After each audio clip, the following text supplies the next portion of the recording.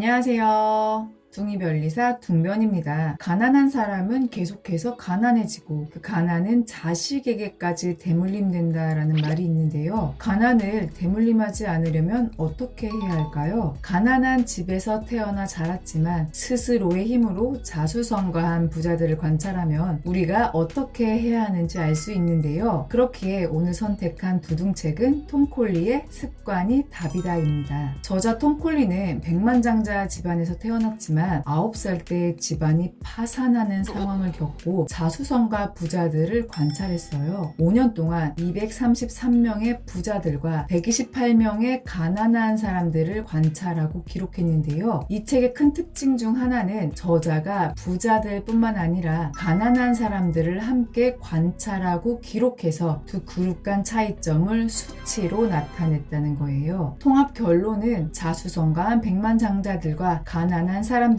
결정적인 차이가 진짜 있다는 것이었고 그 결정적인 차이가 바로 습관이었다는 것을 알아냈습니다. 저자는 우리가 일상생활에서 행동하는 사소한 습관이 가난과 부자를 결정한다는 것을 밝혀냈죠. 습관은 우리가 하는 행동의 반 이상을 차지하죠. 특히 저자는 부자가 되기 위해서는 자신의 습관 중 절반 이상이 부자가 되는 습관이어야 한다고 강조하는데요. 여기서 잠시 여러분의 하루를 돌아보세요. 어떤 행동, 어떤 말을 습관적으로 했나요? 부자가 될 만한 행동을 습관처럼 하신 것 같나요? 가난해지는 습관을 50% 이상 가지게 된다면 시간이 지날수록 더 가난해질 뿐입니다. 부자가 되길 원한다면 가난해지는 습관을 부자가 되는 습관으로 하나씩 바꿔가야 하는데요. 오늘은 이 책에서 언급한 가난해지는 습관 중에서 제가 중요하게 생각하는 것, 그리고 2024년 새해에는 이것만은 꼭 지키자고 다짐한 것 3개를 간략하게 공유해 볼게요. 첫째, 가난한 사람들은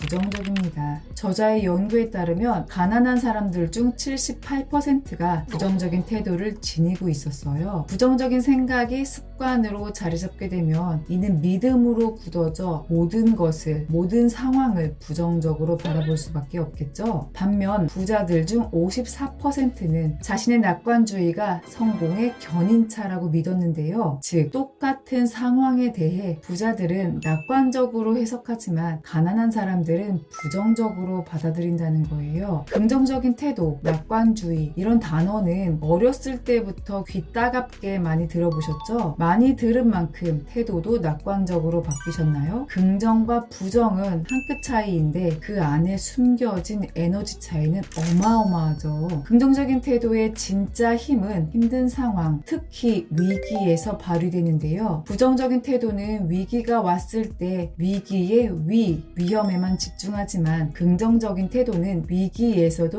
기회에 집중하게 합니다. 저는 이 책을 읽고 기록 노트에 이렇게 써놨었어요. 우리는 아무리 힘든 일이 있어도 긍정적인 시선으로 세상을 바라보아야 한다. 긍정적으로 생각한다는 것은 아무 행동 없이 손 놓고 다 잘 될 거야 라고 삶을 방관하는 것이 아니다. 내가 통제할 수 있는 일에 최선을 다하고 통제할 수 없는 것에 다 잘 되고 있어 라고 생각하는 것이다. 현재 어떤 상황에 있든 감사로 받아들일 수 있는 것이 바로 긍정적인 시선이다. 잘 나가는 기획자, 관점 디자이너라는 직업을 만든 박용후 대표님은 긍정적인 사람은 한계가 없지만 부정적인 사람은 한계 없다라는 뼈 때리는 말로 유명한데요. 부정적인 사람은 이래서 안 되고 저래서 안 되고 안 될 이유를 찾을 때 긍정적인 사람은 자신의 한계를 무너뜨리고 결국 성취한다라는 깊은 뜻을 담고 있죠. 여러분 모두 한계 없는 인생이 아니라 인생의 한계를 허무는 사람이 되시길 바랍니다. 이 말도 부정적으로 들리시나요? 이것부터 긍정적인 관점으로 한번 변화시켜보세요. 둘째,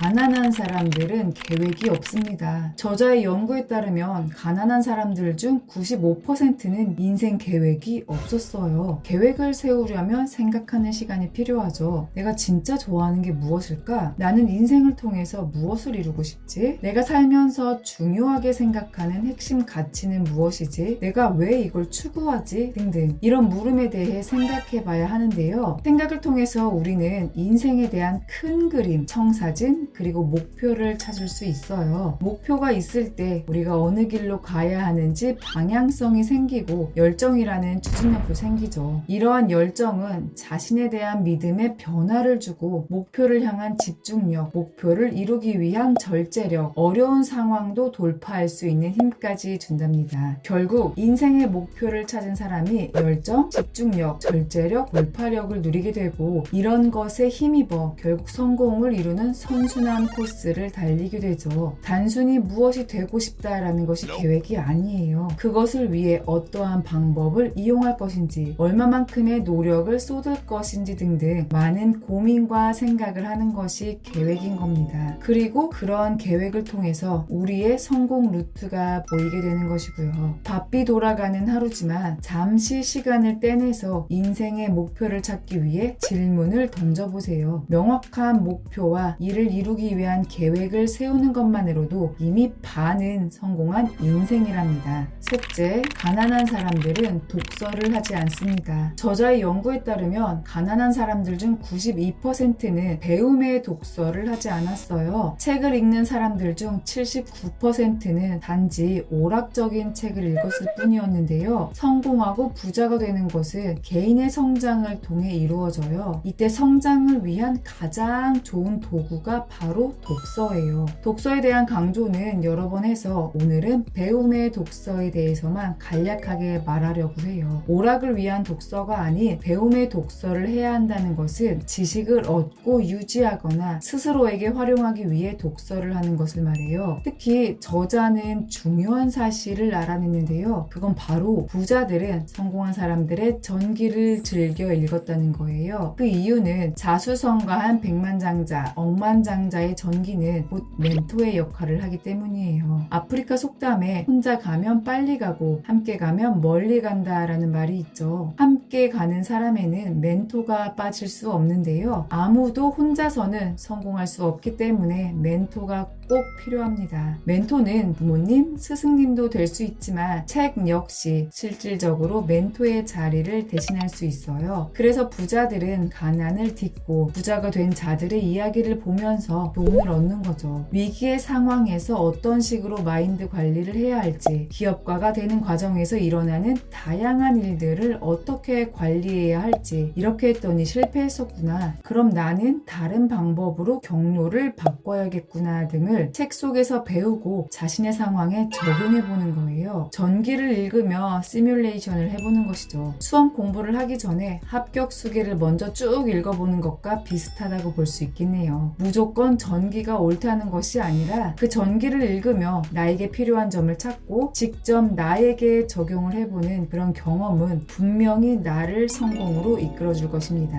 오늘 말씀드린 이 세 가지를 머리로 듣는 게 아니라 실제 하나씩 실행과 적용하는 것 잊지 않으셨죠? 스스로 삶에 적용하며 노력을 해야 합니다. 사실 좋은 습관을 만드는 일이 쉽지는 않죠. 단번에 드라마틱한 변화가 생기는 것도 아니라 습관으로 장착되기 전에 무너질 수도 있어요. 하지만 우리는 그럼에도 불구하고 작은 것부터 끊임없이 반복하며 노력을 해야 해요. 가랑비에 옷 젖듯이 작은 습관들이 모여서 결국 성공 지점에 다다르거든요. 2024년 바로 지금부터 하나씩 꾸준히 부자들의 습관을 갖기 위해 노력한다면 1년 뒤, 2년 뒤, 그리고 5년 뒤 어느덧 여러분의 목표에 가까워진 모습, 성공, 부자에 가까워진 여러분의 모습을 발견하고 깜짝 놀랄 것입니다. 마지막으로 이 말씀만 드리고 오늘 영상을 마치려고 하는데요. 안 될 이유를 생각하면 안 될 이유가 수천 가지이고 될 이유를 생각하면 될 이유도 수천 가지입니다. 똑같이 수천 가지 이유가 있다면 될 이유를 생각하는 게 유리하겠죠? 바로 지금이 될 이유를 찾는 시간, 가난한 습관을 버리고 부자의 습관으로 환승하는 바로 그 시간입니다. 연말정산을 준비하시는 분들 오늘 영상에서 인사이트를 가져가세요.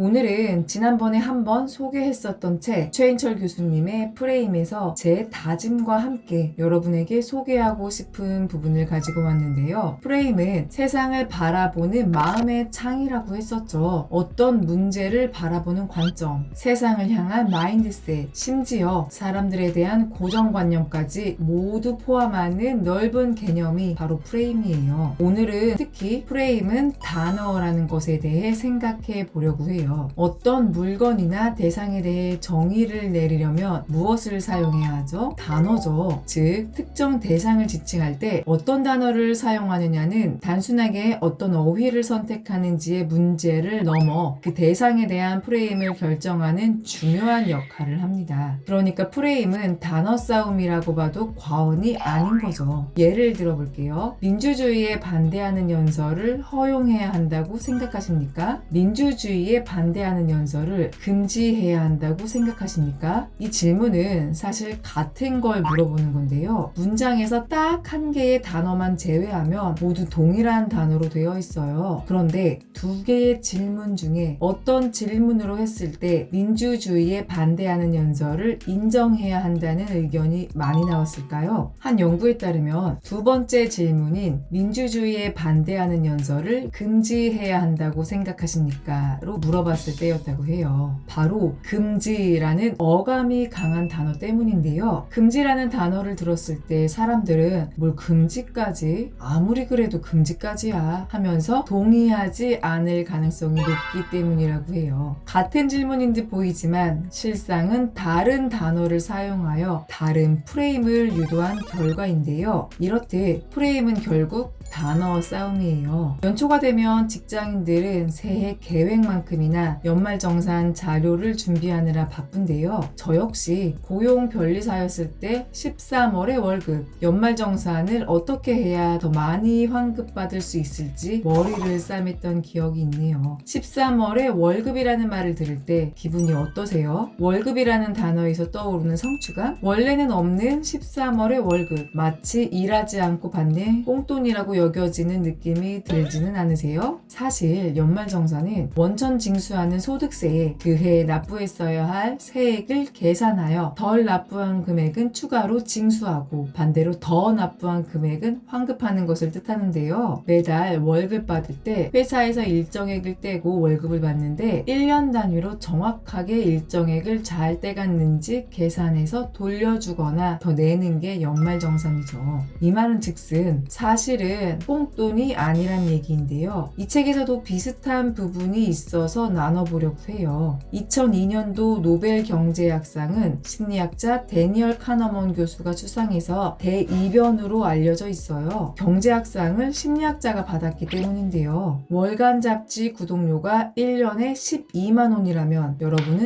비싸다고 생각하시나요? 그렇다면 월간 잡지 구독료가 한 달에 만 원이라면요. 월간 잡지 구독료 1년에 12만 원, 월간 잡지 구독료 한 달에 만 원. 이건 같은 액수를 다르게 표현했을 뿐이죠. 액수가 똑같으니 잡지 구독률의 차이가 없어야 하는데 실제로 연구해보니 사람들의 구독 선택에 큰 차이가 있었어요. 1년에 12만 원은 좀 비싸서 구독하지 않겠다던 사람들도 한 달에 만 원이라고 표현을 달리했더니 만 원 정도쯤이야 라고 생각하며 구독을 했던 건데요. 즉 데니얼 카너먼 교수는 사람들의 경제적인 선택이 프레임에 따라서 완전히 달라진다는 점을 알아냈고 이를 통해 노벨 경제학상까지 받게 되었어요. 이렇듯 단어 프레임, 이름 프레임은 실생활에서 아주 중요한데요. 특히 돈 영역에서는 이름의 영향을 심각하게 받는답니다. 부자가 되고 싶다면, 부자를 꿈꾼다면 단어, 이름 하찮게 보시면 안 됩니다. 여러분도 꽁돈, 푼돈 이런 말 자주 쓰시죠? 어렸을 때 부모님 친구분이 놀러 오셔서 주셨던 갑작스러운 용돈을 꽁돈으로 여기고 과외했던 학생 성적이 올라서 보너스 조금 더 받으면 꽁돈 받았다고 좋아하고 13월에 월급으로 불리는 연말정산에서 환급 받으면 꽁돈이라고 좋아하죠. 월급이 몇백, 몇천 단위니까 몇백 원, 몇천 원쯤엔 푼돈이라고 느껴본 적도 있으시죠? 여기서 우리는 꽁돈, 푼돈이라는 단어에 속으면 안 되는데요. 속 잊지 않는 게 바로 부자 되는 첫걸음입니다. 사실 돈에는 이름이 없어요. 하지만 사람들은 돈의 출처에 여러 가지 이름을 붙이고 마치 다른 돈인 것처럼 차별해서 쓰는데요. 꽁돈은 어차피 없었던 돈이라는 프레임이 작용해서 쉽게 써버리게 되고, 푼돈은 액수가 적은 돈이라 쉽게 써버리게 됩니다. 이게 바로 이름 프레임이에요. 저도 예전에는 연말정산에서 환급 받으면 그걸로 저축하거나 투자해야겠다는 생각보다는 꽁돈이 생겼는데 뭘 사볼까? 어디 여행이라도 다녀올까를 제일 먼저 생각했어요. 꽁돈이라는 이름 프레임의 덫에 제대로 걸린 거였죠. 그만큼 우리는 사용하는 단어 하나도 허투루 사용하면 안 되는 겁니다. 저는 이름 프레임을 보면서 긍정적인 단어를 써야 한다는 것을 다시 한번 느꼈는데요. 잠재의식 부분에서 제가 자신의 목표를 달성한 모습을 상상할 때, 그리고 확언하거나 목표를 쓸 때 긍정적인 단어를 활용해야 한다고 강조했었죠. 예를 들면 나는 가난에서 벗어나겠다, 나는 빚을 청산하겠다 라는 목표보다는 나는 부자가 되겠다는 목표를 세워야 한다고 했는데요. 이건 뇌는 긍정, 부정은 인식하지 못하고 단어에서 나오는 이미지만 인식하기 때문이에요. 긍정적인 단어와 관련한 유명한 이야기도 있는데요. 기분이 안 좋을 때 어떻게 표현하세요?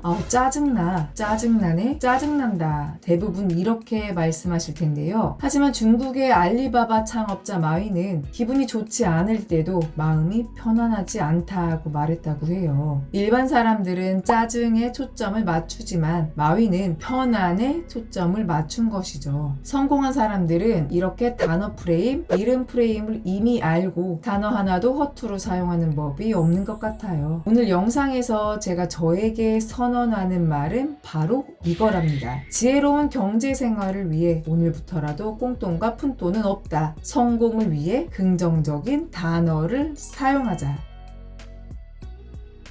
그 정도면 충분해. 사람이 좀 쉬면서도 살아야지 뭘 또 하려고. 주변 사람에게 이런 말을 들어본 적 있다면 오늘 영상에 많이 공감하실 거예요.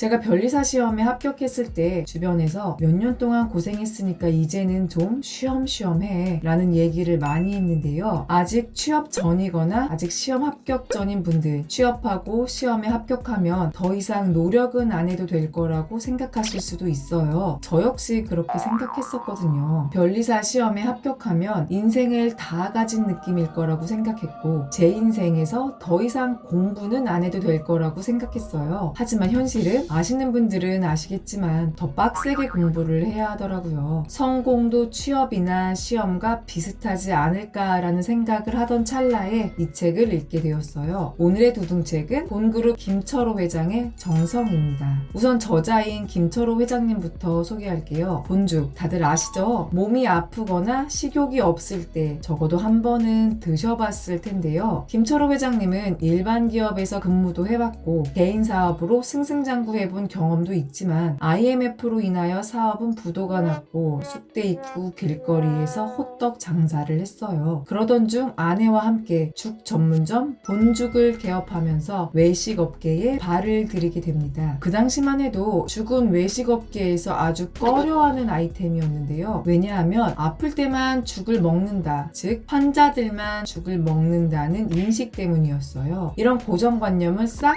뒤집고 죽 브랜드를 개발하여 본죽뿐만 아니라 지금은 본 비빔밥, 본 도시락 등등 많은 브랜드들을 성공시켜 본그룹을 만든 분이 김철호 회장님입니다. 이 책 정성에는 이러한 김철호 회장님의 경험담과 마음, 신념이 담겨 있어요. 요식업은 정성이 생명이다. 아무도 도전하지 않은 죽시장에 도전을 한 이유는 남들이 하지 않았기 때문이다. 튼튼해야 어떠한 시련이 있더라도 견뎌낼 수 있으니 희망의 뿌리를 단단히 내리는 것이 중요하다는 것이 이 책의 핵심 내용이에요. 특히 저에게는 앞에서 말씀드렸던 성공한 사람들은 왜 안주하지 않고 계속 뭔가를 더 할까에 대한 답이 이 책에 담겨 있어서 각별했는데요. 그래서 오늘은 절대 현실에 안주하지 않는 자세가 필요하다 챕터에 대한 이야기를 짧게 나눠보려고 해요. 본죽이 큰 성공을 거두면서 사업이 안정기에 접어들었을 때 김철호 회장님의 아내인 최보기 대표님은 현실에 안주하지 않고 비빔밥이라는 비빔밥이라는 새로운 도전을 하고 싶다고 했는데요. 처음에 김철호 회장님은 아주 격렬하게 반대를 했어요. 하지만 아내의 열정과 도전에 결국 손을 들고 봄 비빔밥이라는 새로운 브랜드를 만들게 되었죠. 물론 본 그룹도 처음에는 새로운 비빔밥 분야에 도전하는 걸 좋게 보지는 않았어요. 지금 본죽이 잘 되는데 왜 어렵게 새로운 비빔밥 분야를 도전을 하냐고 회의적으로 생각했는데요. 새로운 분야에 도전해서 성공하는 게 그만큼 어렵기도 하고 잘못되면 수익을 잘 내고 있는 본죽조차 흔들릴 수 있기 때문이었죠. 하지만 결과는 다들 아시죠? 이런 부정적인 반응과 의견을 이겨내고 결국 봄 비빔밥은 본 그룹을 더 크게 성장시키는 촉매로 작용했답니다. 여기서 김철호 대표님은 아내의 무모한 도전을 지지하게 된 이유, 본죽이라는 제1 브랜드의 성공을 넘어 본죽과 비빔밥 등의 제2 브랜드, 제3 브랜드를 계속해서 출시한 이유를 이렇게 간단히 말했는데요. 본의 정신 때문이다. 본의 정신이 무엇일까요? 저자는 절대 현실에 안주하지 않고 앞으로 나아가려는 것을 본의 정신으로 여겼는데요. 그래서인지 진정한 성공은 단순히 물질적으로 성장하는 것이 아니라고 말했어요. 새로운 메뉴, 새로운 브랜드를 개발하는 일은 아주 고된 일이죠. 네이밍부터 메뉴의 맛과 재료까지 신경 쓸 게 한두 개가 아니겠죠. 하지만 저자는 이 과정을 고되지만 한편으로는 즐거운 일이라고 표현했어요. 새로운 것을 만들어내면서 그 속에서 일의 가치와 삶의 행복을 누릴 수 있기 때문이었죠. 여기서 잠시 제 이야기를 나눌게요. 저는 직업이 변리사이기 때문에 숙명적으로 도전을 계속할 수밖에 없는데요. 왜냐하면 제가 다루는 발명, 브랜드라는 대상이 계속해서 변하고 발전하기 때문이에요. 직업상 공부를 안 할 수가 없고 도전을 안 할 수가 없죠. 제가 만나는 사람들의 대부분이 연구자, 창업가, 스타트업 대표들이니까요. 딱 들어도 도전 정신이 강한 분들이라고 느껴지죠? 사실 저는 10년 전에 변리사 시험을 선택하고 공부하면서 공부가 너무 고되니 자격증만 따면 좀 수월하겠지? 만사 오케이겠지? 라는 생각을 많이 했었어요. 하지만 이런 착각은 실무에 투입되자마자 바로 깨졌죠. 이론과 현실은 많이 달랐어요. 다시 공부할 것도 많고 특허법은 왜 이렇게 자주 바뀌는 것이며 사례는 또 너무 다양했죠. 제가 전공한 뇌과학에 딱 맞는 발명은 거의 없었어요. 발명을 접할 때마다 공부가 항상 필요했죠. 게다가 융합의 생성형 인공지능까지 접목되니 공부하고 배워야 할 게 정말 많았어요. 처음에는 지금까지 그렇게 공부를 했는데 또 공부야? 이렇게 툴툴댔는데 오히려 제가 우물한 개구리였다는 것을 알 수 있더라고요. 다양한 연구자, 교수, 발명가, 스타트업 대표들을 만나보니 여러 번 실패했음에도 또다시 도전, 창업을 하는 내면의 굳건한 마인드의 힘을 경험할 수 있었어요. 덕분에 저도 여기에만 국한되는 것이 아닌 더 멀리 보고 더 넓게 봐야겠다는 것을 절실히 느끼게 됐고요. 제 시야가 넓어지는 게 느껴졌죠. 그러다 보니 쉬지 않고 공부를 해야 하는 것도 감사하게 느껴졌는데요. 억지로이긴 하지만 어쩔 수 없이 공부하면서 시대에 맞춰가려고 도전하다 보니 저는 알게 모르게 계속 발전해가고 있었던 거였어요. 제가 했던 모든 도전이 다 성공으로 연결된 것도 아니고 정말 이런저런 실패도 많이 했고 당장 남들에게 자랑할 만한 성과가 짠 하고 있지는 않지만 요즘 이런 도전을 통해 안주하지 않고 달려왔다는 게 참 행복이라고 느끼는데요. 코로나 팬데믹, 챗 GPT, 생성형 인공지능 발전 등등 지금 우리는 그 자리에만 안주하고 있으면 그 자리를 지키거나 유지하는 게 아니라 뒤처지는 시대에 살고 있죠. 그만큼 시대가 정말 빠르게 변화하고 있어요. 만약 제가 변리사 시험 합격 후에 그냥 이 정도까지만 하고 살지 뭐 라고 생각하며 안주했다면 급변하는 시대에 성공의 시옷도 꿈꿀 수 없었을 거예요. 하지만 제가 도전을 멈추지 않고 있기 때문에 언젠가 제 한계를 뛰어넘을 것이고 언젠가 포텐이 터질 것이고 언젠가 성공할 거라고 확신하며 살 수 있는 것 같아요. 직업 때문에, 직업 덕분에 어쩔 수 없이 10년 넘게 도전하며 살았기 때문에 도전은 결국 성공과 연결된다는 것을 알게 되었고 그래서 행복하다고 느끼고 있답니다. 혹시 이제 나이가 들어서 뇌가 굳은 것 같아 라고 느끼셨나요? 그렇다면 우리 뇌는 죽을 때까지 배우고 성장할 수 있다는 신경 가소성 꼭 잊지 마시고요. 오늘도 여러분의 한계에 1만 더 푸시하고 넘어서길 응원합니다. 이런 이런 일과 일들이 모여서 여러분이 모르는 사이에 자연스레 성공이라는 열차에 올라탈 것입니다. 성공, 부자 이런 단어를 지탱해주는 뿌리 같은 단어가 있는데요. 오늘은 거기에 대한 이야기를 나눠 보려고 합니다. 많은 사람들이 성공을 추구하고 자본주의 사회에서 살아가기 위해 부자를 꿈꾸고 있죠. 성공과 부자라는 단어를 굳건히 받쳐주는 단어가 있는데 바로 믿음이에요. 여러분은 자신이 어느 정도까지 해낼 수 있다고 믿으세요? 오늘 영상을 통해 뼛속 깊이 스스로에 대한 믿음을 새길 수 있는 시간이 되시기를 바랍니다. 오늘의 두둥책은 나폴레온 힐의 생각하라 그리고 부자가 되어라입니다. 자기 개발에 관심이 있다면 이 책의 저자인 나폴레온 힐을 한 번쯤은 들어봤을 텐데요. 나폴레온 힐은 현대 자기개발 분야의 뿌리가 되는 성공 철학의 거장이에요. 저자는 가난한 대장장의 아들로 태어나 대학 학비를 마련하기 위해 잡지사 기자로 활동하던 중에 인생의 터닝 포인트를 맞이하게 되는데요. 바로 당대 최고의 부자 강철왕 앤드루 카네기를 만난 일이었어요. 앤드루 카네기는 평범한 사람들에게도 부의 비밀을 전파해달라는 요청을 했고 나폴레온 힐은 이 요청을 받아들이죠. 그리고 20년 동안 500명 이상의 자수성가한 부자들을 인터뷰했고 인터뷰를 분석한 끝에 성공 철학을 세웠는데요. 바로 이 책이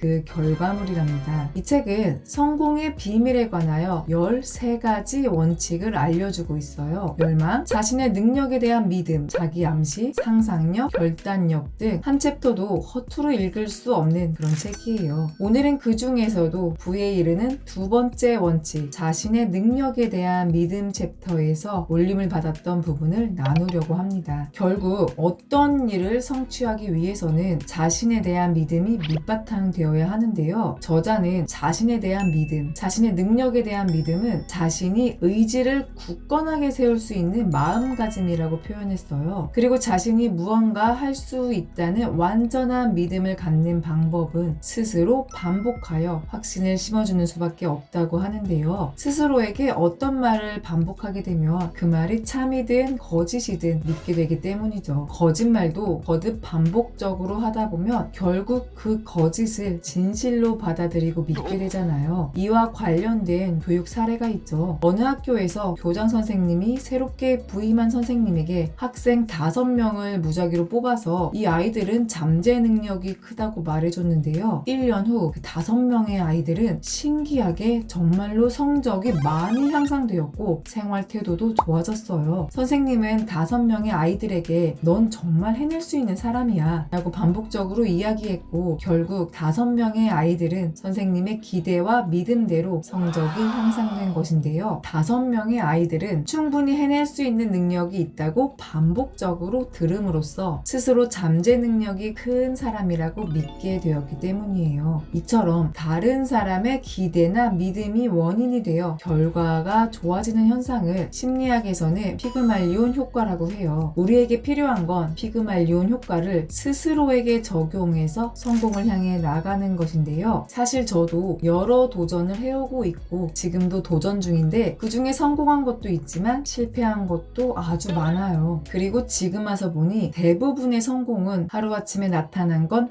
하나도 없었어요. 강렬한 열망으로 목표를 세워보지만 대부분의 결과는 곧바로 나타나지 않죠. 그리고 중간중간 실패도 많이 하는 등 성공을 향한 여정은 멀고 험한 인내의 여정인데요. 눈에 보이는 성과가 없을 때, 자신의 기대에 못 미쳤을 때 우리는 좌절하고 스스로에 대한 능력에 의심이 생겨요. 진짜 내가 할 수 있을까? 내가 이뤄낼 수 있을까? 지금 하는 이게 맞나? 이런 좌절감과 실패감은 부정적인 감정인데 이게 무서운 이유는 자신에 대한 믿음까지 바닥으로 끌어내리기 때문이에요. 자신에 대한 믿음이 바닥까지 내려갔다면 결과는 뭐 안 봐도 보이시죠? 그래서 우리는 어떤 상황을 마주치더라도 긍정적인 감정이 우리의 정신, 멘탈, 마인드를 지배하게끔 노력해야 하는데요. 저자는 마음이 긍정적인 감정에 지배받기 위해 자기 암시의 마법을 활용하라고 조언합니다. 수백만의 사람들은 불운이라고 불리는 인력으로 통제할 수 없는 힘으로 인해 자신 자신이 가난뱅이의 실패자가 될 수밖에 없었다고 믿는다. 하지만 사실 불운을 만든 사람은 다름 아닌 자기 자신이다. 불운에 대한 부정적인 믿음이 잠재의식의 선택을 받아 물리적 형상을 갖추게 된 것이다. 자기암시는 제가 잠재의식을 말씀드리면서 언급한 적이 있는데요. 무엇이든 해낼 것이라고 스스로 말하는 자신에 대한 신뢰를 보여주는 혼잣말이에요. 반복적인 자기암시를 통해 자신에게 소망을 이룰 수 있는 능력이 있다고 믿으면 잠재의식의 그 생각들이 단단히 뿌리내릴 뿐만 아니라 그 생각 자체가 단단해져요. 그리고 그 단단해진 잠재의식이 우리가 가진 한계들을 허물 수 있게 하는 거죠. 결국 믿음은 잠재의식이 활동하게 하고 그 잠재의식이 내면의 한계들을 허물며 우리가 성공에 다가갈 수 있게 만든답니다. 내가 나를 믿지 않고 불운에 대한 부정적인 믿음을 가지고 있다면 가난과 실패로 나타날 수밖에 없겠죠. 억울하지 않으세요? 그렇다면 반대로 자신에 대한 긍정적인 믿음을 잠재의식에 단단히 고정시킨다면 우리의 능력을 100% 넘어서 110%, 120%에 발휘할 수 있겠죠. 여러분 혹시 칼비테와 페스탈로치라는 이름 들어보셨나요? 교육업에서 일하시거나 자녀를 키우며 자녀 교육에 관심 있는 분들은 한 번쯤은 들어보셨을 텐데요. 그들은 교육의 선구자라고 불립니다. 칼비테는 자신의 미숙아였던 아이를 행복한 천재로 키워냈다고 알려져 있어요. 칼비테 교육법은 200년간 이어져 온 전 세계적인 베스트셀러이며 자녀 교육의 바이블인데요. 몬테소리, 프레벨 등 많은 육아법의 근간이 되는 철학을 담고 있어요. 페스탈로치는 19세기 이전에 이미 어린이를 인격체로 생각하고 사랑을 실천한 스위스 교육학자이자 사상가인데요. 교육을 논할 때 절대 빠질 수 없는 교육의 선구자죠.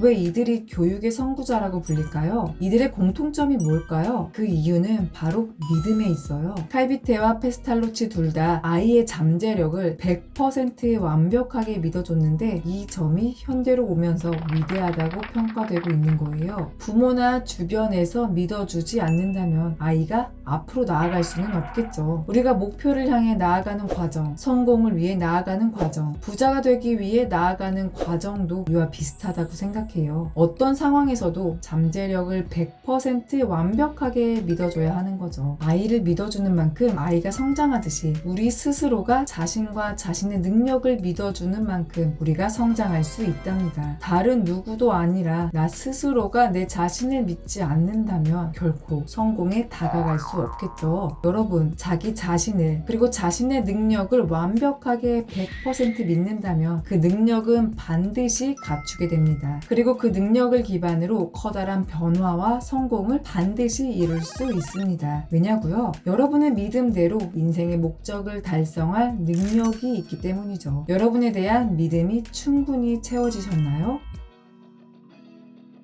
천재 과학자. 그들은 우리와 뭐가 다를까요? 우리도 천재 과학자가 될 수 있는 비결을 지금 바로 알려드릴게요.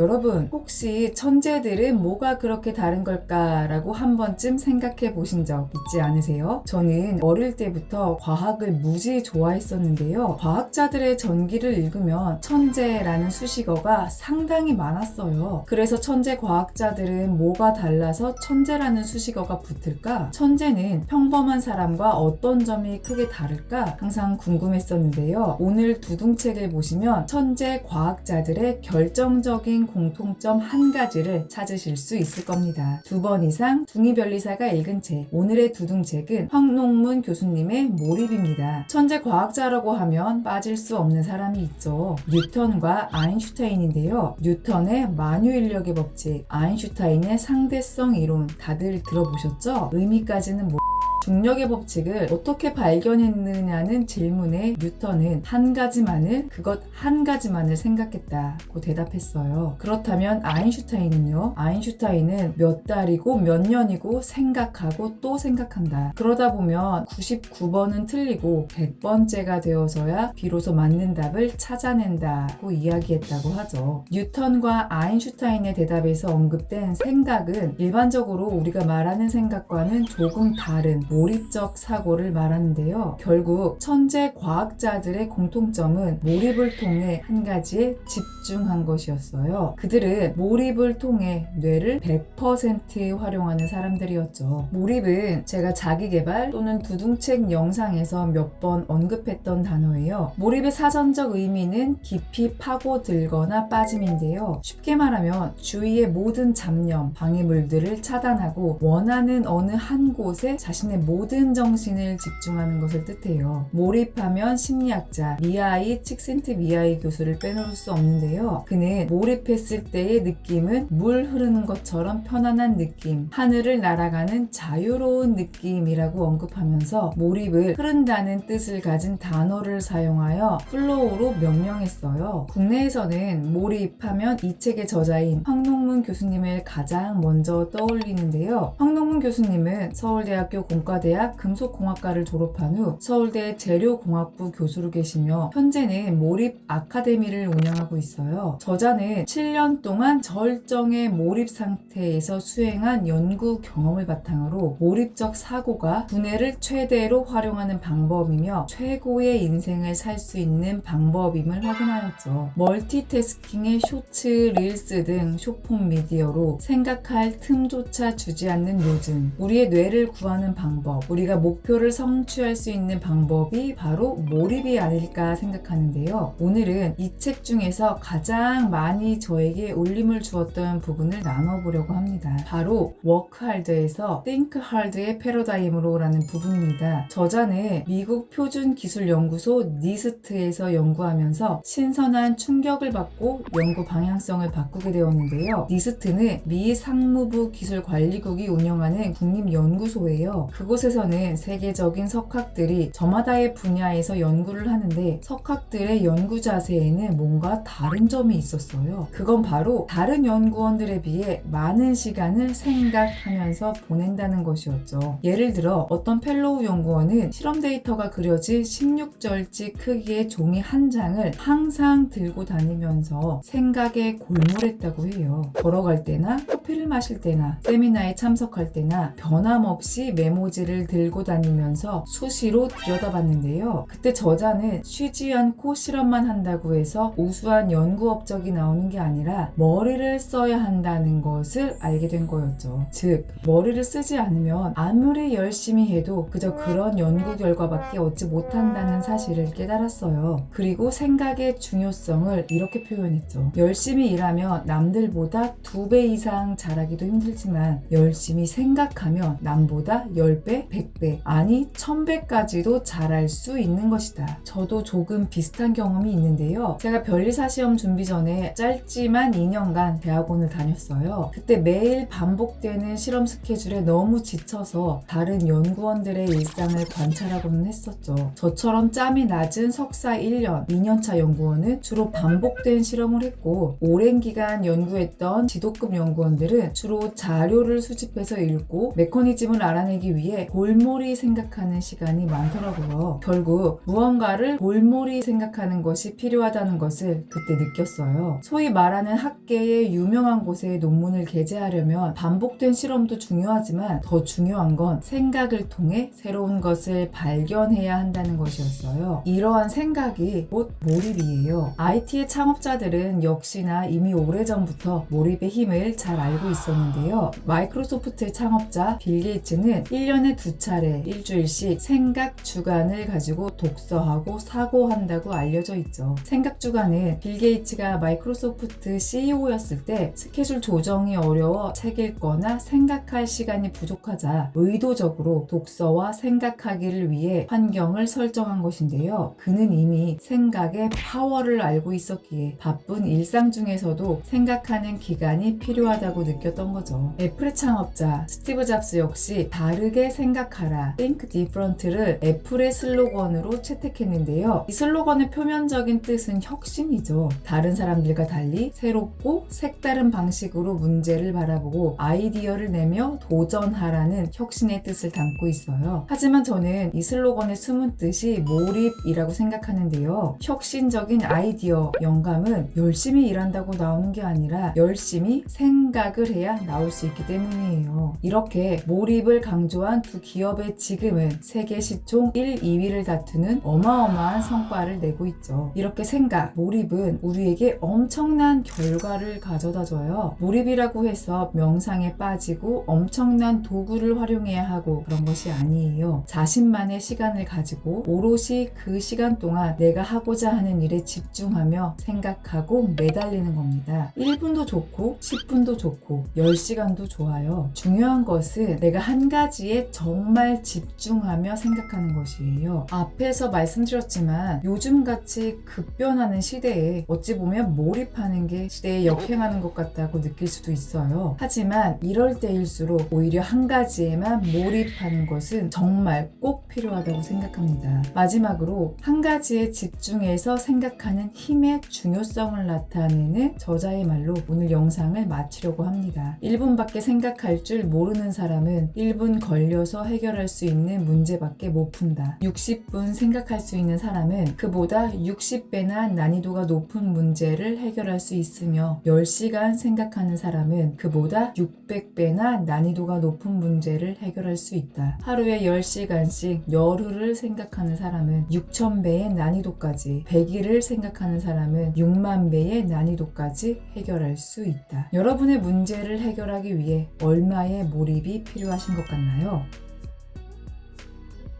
올해도 경제가 좋아지진 않을 것 같은데 이럴 때일수록 우리가 집중해야 하는 부분이 어디일까요?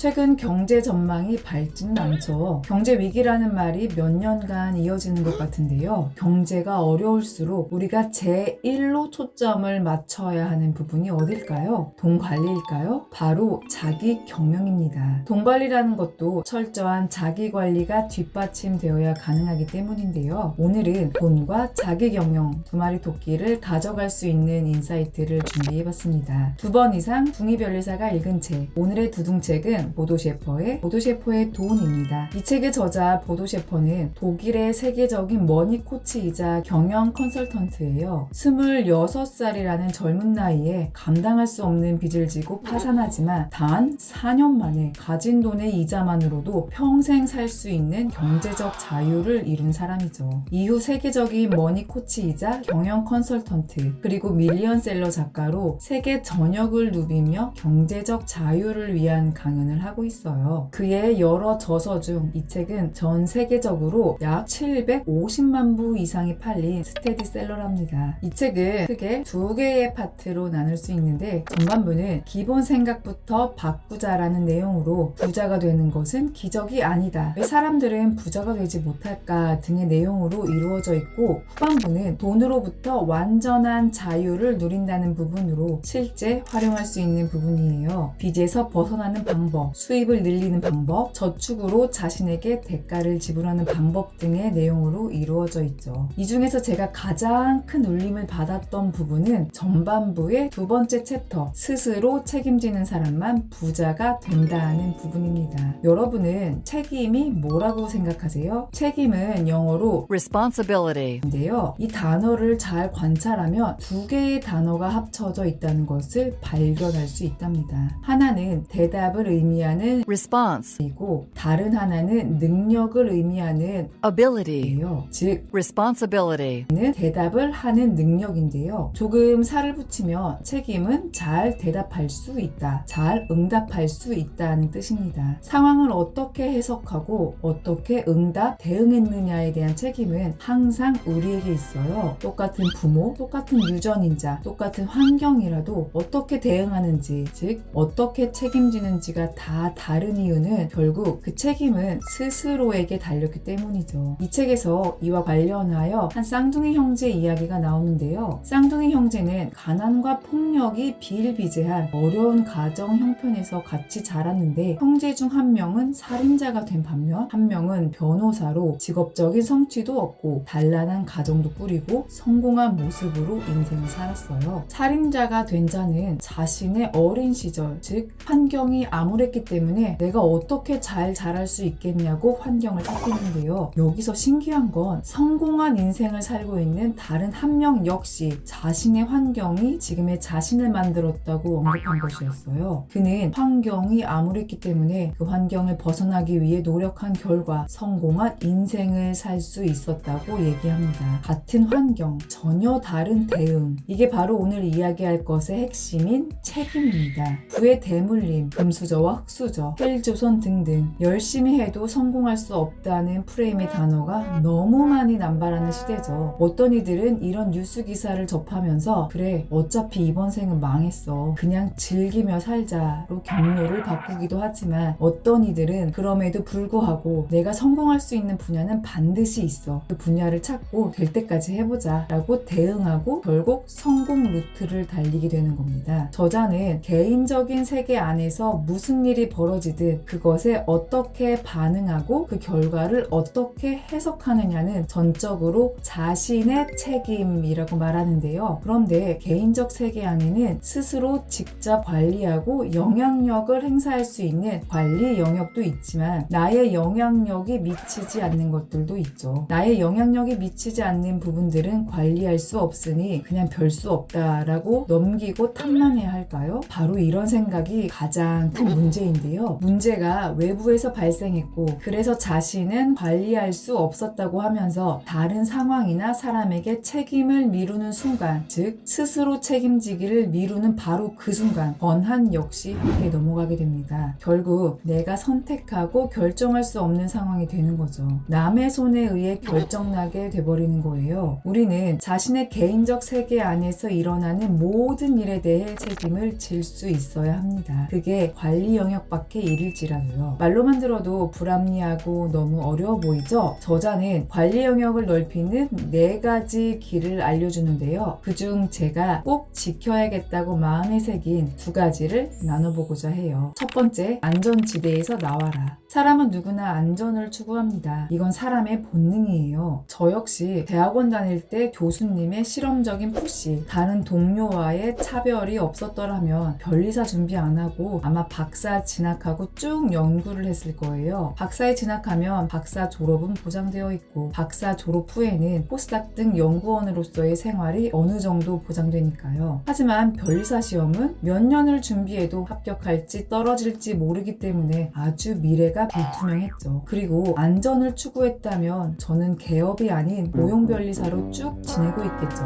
변리사 시험을 준비하면서 그리고 개업을 준비하면서 저는 안전지대를 나오기 위해서 크게 용기를 냈는데요. 여러분도 모험하기가 두렵다는 생각에 용기 내지 못하거나 지금의 편안함이 무너질까봐 새로운 도전을 못한 경험이 있을 거예요. 이렇게 사람은 안전한 것을 좋아하고 모험을 싫어해요. 두렵기 때문이죠. 그래서 안전지대에 머물고 싶어 하는 건데요. 하지만 여러분은 그 안전지대를 넘는 법을 다 알고 있어요. 여행은 다들 한 번 이상은 해보셨죠. 꼭 해외가 아니라 국내 여행이라도 여행을 계획하고 경험했다는 것 자체가 안전지대를 넘는 법을 다 알고 있다는 건데요. 여행은 익숙한 환경에서 벗어나는 게 목적이에요. 뭔가 새롭고 다른 것을 경험하고자 여행을 하죠. 새로운 곳에 가서 처음 먹어보는 음식이 낯설고 환경이 낯설지만 어느새 금방 적응을 하고 막상 집에 돌아오려면 아쉬워지고 처음이라는 두려움에 발을 디디는 것, 이게 바로 안전지대를 벗어나는 방법이에요. 두려워하지 말고 한 걸음씩 나아간다면 안전지대를 벗어나는 것이 자연스러워질 것입니다. 그리고 그 한 걸음의 도전이 우리의 관리 영역을 더 넓혀줄 수 있고요. 지금 당장 안전지대를 벗어나는 한 걸음을 걸어보세요.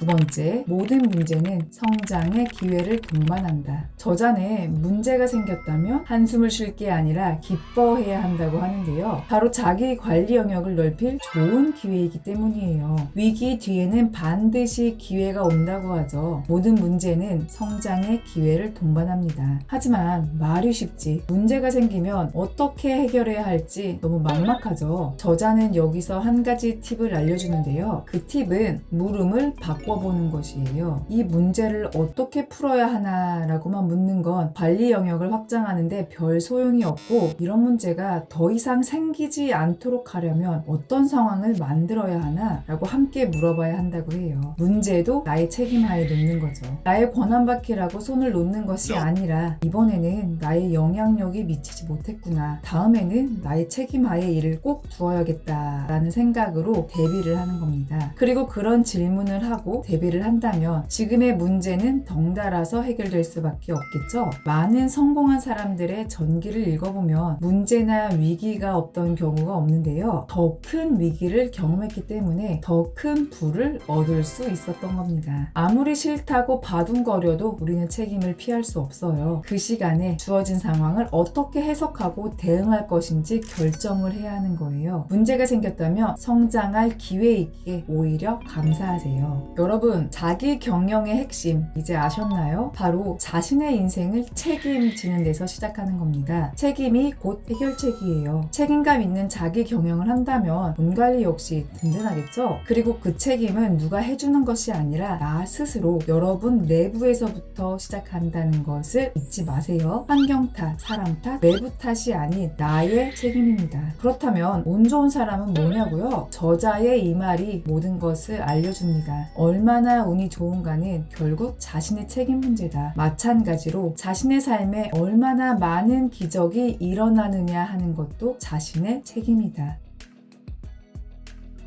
해도 안 되는 것 같은데 언제까지 이걸 해야 돼? 버티라는데 언제까지 버티라는 거지? 한계에 다다른 것 같으신가요? 오늘 영상 꼭 보세요.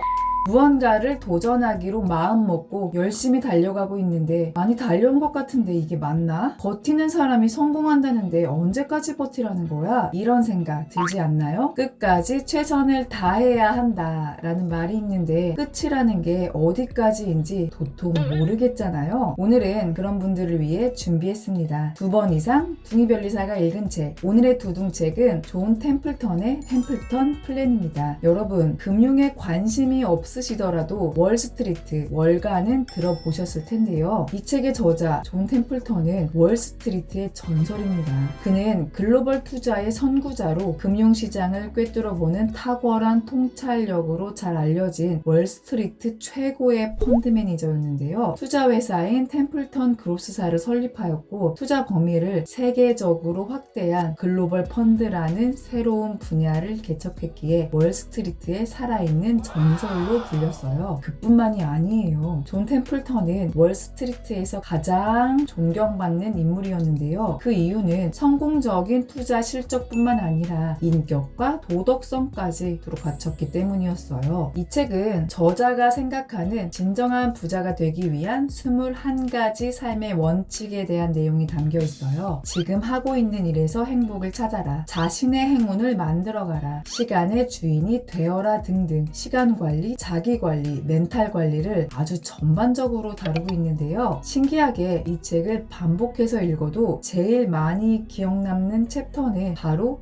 11번째 챕터 마지막 땀 한 방울을 더 흘리라는 부분이었어요. 그래서 오늘은 마지막 땀 한 방울에 대한 이야기를 해보려고 해요. 저자는 어린 시절부터 사람들을 유심히 관찰하고 연구하면서 무엇이 그들을 성공할 수 있게 했는지 찾아내는 노력을 했는데요. 이 과정에서 한 가지 중요한 것을 알게 되었어요. 어느 정도 성공한 사람들이나 엄청나게 성공한 사람들이나 비슷하게 노력했다는 점이었는데요. 이들이 기울인 노력의 차이는 아주 작았어요. 약간만 더 노력을 했을 뿐인 정도가 성과면에서는 극적인 차이가 났다는 것을 발견했어요. 그리고 그 약간 더 노력한 차이를 마지막 땀 한 방울의 교훈이라고 이름을 붙였죠. 저자는 이를 발견하고 단 한 방울의 땀을 더 흘림으로써 훨씬 더 우수한 결과를 만들 수 있다는 사실을 자신의 고등학교 성적에서도 예일대 진학해서도 몸소 체험했어요. 그리고 더 나아가 비즈니스, 스포츠, 음악 등 모든 분야에서도 마지막 땀 한 방울이 결국 성공의 유일한 길이라고 이야기했는데요. 양적인 면에서는 아주 작은 차이에 불과하지만 1g이라도 더 많은 양의 땀을 흘린 사람은 질적인 면에서 굉장히 큰 차이를 나타낸다는 것이 바로 땀방울의 교훈이랍니다. 대한민국의 영원한 피겨 요정 김연아는 김연아의 7분 드라마에서 이런 말을 했는데요. 열심히 온 온도를 올려놓아도 마지막 1도를 넘기지 못하면 영원히 물은 끓지 않는다고 한다. 물을 끓이는 건 마지막 1도, 포기하고 싶은 바로 그 1분을 참아내는 것이다. 이 순간을 넘어야 그 다음 문이 열린다. 그래야 내가 원하는 세상으로 갈 수 있다. 선수 시절 반복되는 훈련을 하다 보면 늘 한계가 왔다고 해요. 근육이 터져버릴 것 같은 순간, 숨이 턱까지 차오르는 순간, 주저앉고 싶은 순간들. 이런 순간 마음속에서 이 정도면 됐어, 다음에 하지 뭐, 충분해 라고 속삭였고, 이런 속삭임에 포기하고 싶을 때도 많았다고 하는데요. 이때 자신을 잡아준 건 99도와 100도의 차이를 알았기 때문이라고 말했어요. 99도까지 노력하는 사람은 엄청나게 많이 있죠. 하지만 그들 모두가 성공하지는 못합니다. 정말 마지막 1도, 그 마지막 땀 한 방울을 더 흘리며 성공할 수 있는데 그걸 견디지 못하는 거죠. 물론 우리 모두 끝까지 최선을 다해야 한다는 것은 알고 있어요. 하지만 성과라는 것이 눈에 보이지 않기에 포기하기 마련이죠. 지금 내가 있는 온도가 50도인지 85도인지 아니면 99도인지를 알 수 없기 때문이에요. 설령 99도에 있을지라도 그걸 스스로 인지하지 못하기에 단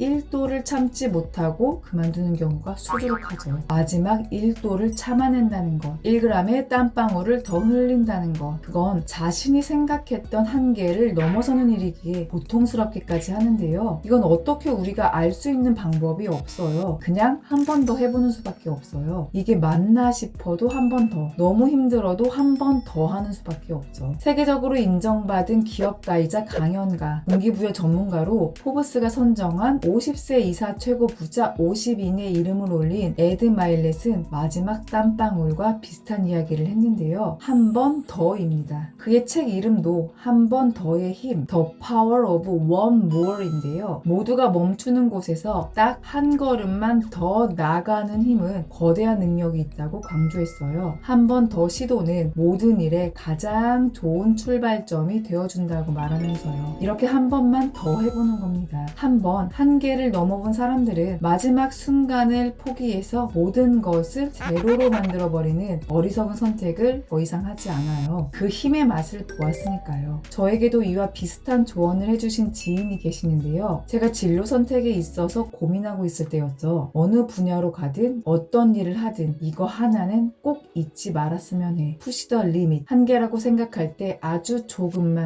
조금만 더 나아간다면 분명 놀랄만한 결과가 나타날 거야. 대학원을 다니면서 3번 정도 진지하게 석사 과정을 그만두려고 했지만 조금만 더 하자는 생각으로 버티며 이를 악물고 실험을 해서 논문이 나왔고, 변리사 시험 공부하면서 Push the limit 덕분에 하루하루 한계보다 1만큼 더 공부할 수 있었어요. 그 일이 합격이라는 결과를 가져온 것이고요. 여러분이 생각하는 한계에서 아주 조금만 더 나아간다면 놀라운 결과가 나타납니다. 이건 일종의 자연법칙이에요. 만유인력 같은 자연법칙이요. 여러분의 한계를 스스로 짓지 마세요. 여러분이 어떤 분야에 있든 여러분이 흘리는 마지막 땀 한 방울은 매우 뛰어난 결과물을 만들어낼 테니까요. 정말 대단한 성공을 이루기 위해서는 그런대로 성공한 사람들보다 아주 조금이라도 더 노력해야 한다. 마지막 땀 한 방울을 더 쏟으면 그에 따른 보상은 그 땀 한 방울을 훨씬 뛰어넘는 엄청난 것이 된다는 사실을 깨닫도록 하자. 여러분,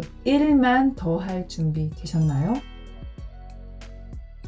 우리 몸의 힘은 몸의 근육에서 나오죠. 그렇다면 마음의 힘은요? 당연히 마음의 근육에서 나오겠죠? 마음 근육이 단단하면 단단할수록 어려움과 역경 앞에서 큰 힘을 발휘하는데요. 오늘은 그 힘과 관련된 이야기를 하려고 해요. 2번 이상 둥이별리사가 읽은 책, 오늘의 두둥책은 김주환 교수님의 회복 탄력성입니다. 김주환 교수님은 현재 연세대학교 언론홍보영상학부 교수로 재직 중이며 회복 탄력성, 마음 근력 향상, 내면 소통, 대인관계와 리더십 등을 깊게 연구하고 계시는데요. 특히 신경과학과 뇌영상 기법을 이용한 소통 능력과 내면 소통을 심도 있게 연구하십니다. 요즘 회복 탄력성이라는 단어 여기저기서 많이 들어보셨죠? 제가 잘할 때만 해도 회복 탄력성이라는 단어가 굉장히 생소했는데 최근에는 초등학생도 회복 탄력성을 알 정도로 각광받고 있는 단어죠. 아마도 요즘은 유리같이 깨지기 쉬운 유리맨 멘탈을 가진 사람들이 늘어나면서 이와 반대되는 개념인 회복 탄력성의 중요성이 부각되는 것 같아요. 회복 탄력성은 스프링 같은 마음 근육을 의미해요. 스프링은 탄성력을 가지고 있어서 길게 늘려놓으면 다시 원상태로 되돌아가는데요. 이와 마찬가지로 회복 탄력성은 어려움, 시련, 역경 앞에서 잠시 무너진 마음을 원상태로 되돌리는 힘이에요.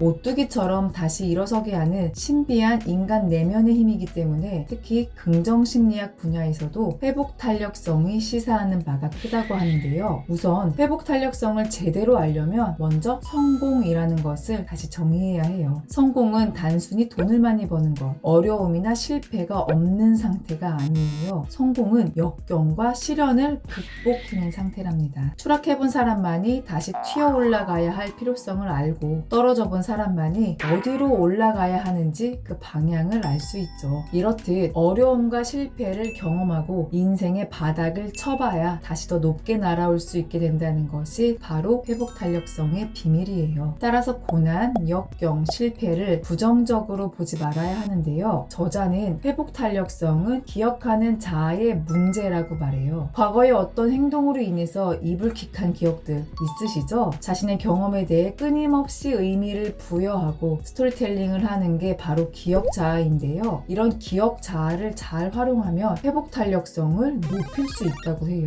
기억 자아가 고난과 역경, 실패에 대해 긍정적인 의미를 부여하고 긍정적으로 스토리텔링을 한다면 그것은 더 이상 실패가 아니라 모약의 발판이 되겠죠. 바로 이런 식으로 회복 탄력성이 높은 사람은 자신의 고난과 역경을 긍정적으로 스토리텔링 하는데요. 이 책에 심리학자인 에미 워너 교수의 카우아이 섬 연구에 관한 이야기가 소개되어 있어요. 열악한 환경에서 자란 아이들은 사회에 부적응할 가능성이 높다라는 가설 아래 1950년대에 가난과 질병, 범죄율이 높은 하와이 카우아이 섬에서 833명의 신생아를 대상으로 성인이 될 때까지 연구한 건데요. 결론부터 말씀드리자면 가설처럼 실제 결손 가정에서 자라난 아이들은 사회의 부적응자로 자랄 확률이 높았어요. 하지만 신기한 사실이 있었죠. 가정 환경이 가장 열악해 고위험군으로 분류된 201명 중 3분의 1 정도에 해당하는 72명은 가장 열악한 환경에도 불구하고 신체적으로 정신적으로 아주 건강했으며 학업 성적도 중간 이상으로 장래가 촉망되는 정상적인 청년으로 자랐다는 것이었어요. 가설에 따르면 분명 사회 부적응자로 자라야 하는데 어떤 이유에서 그들은 가정 환경의 열악함과 관계없이 잘 성장할 수 있었을까요?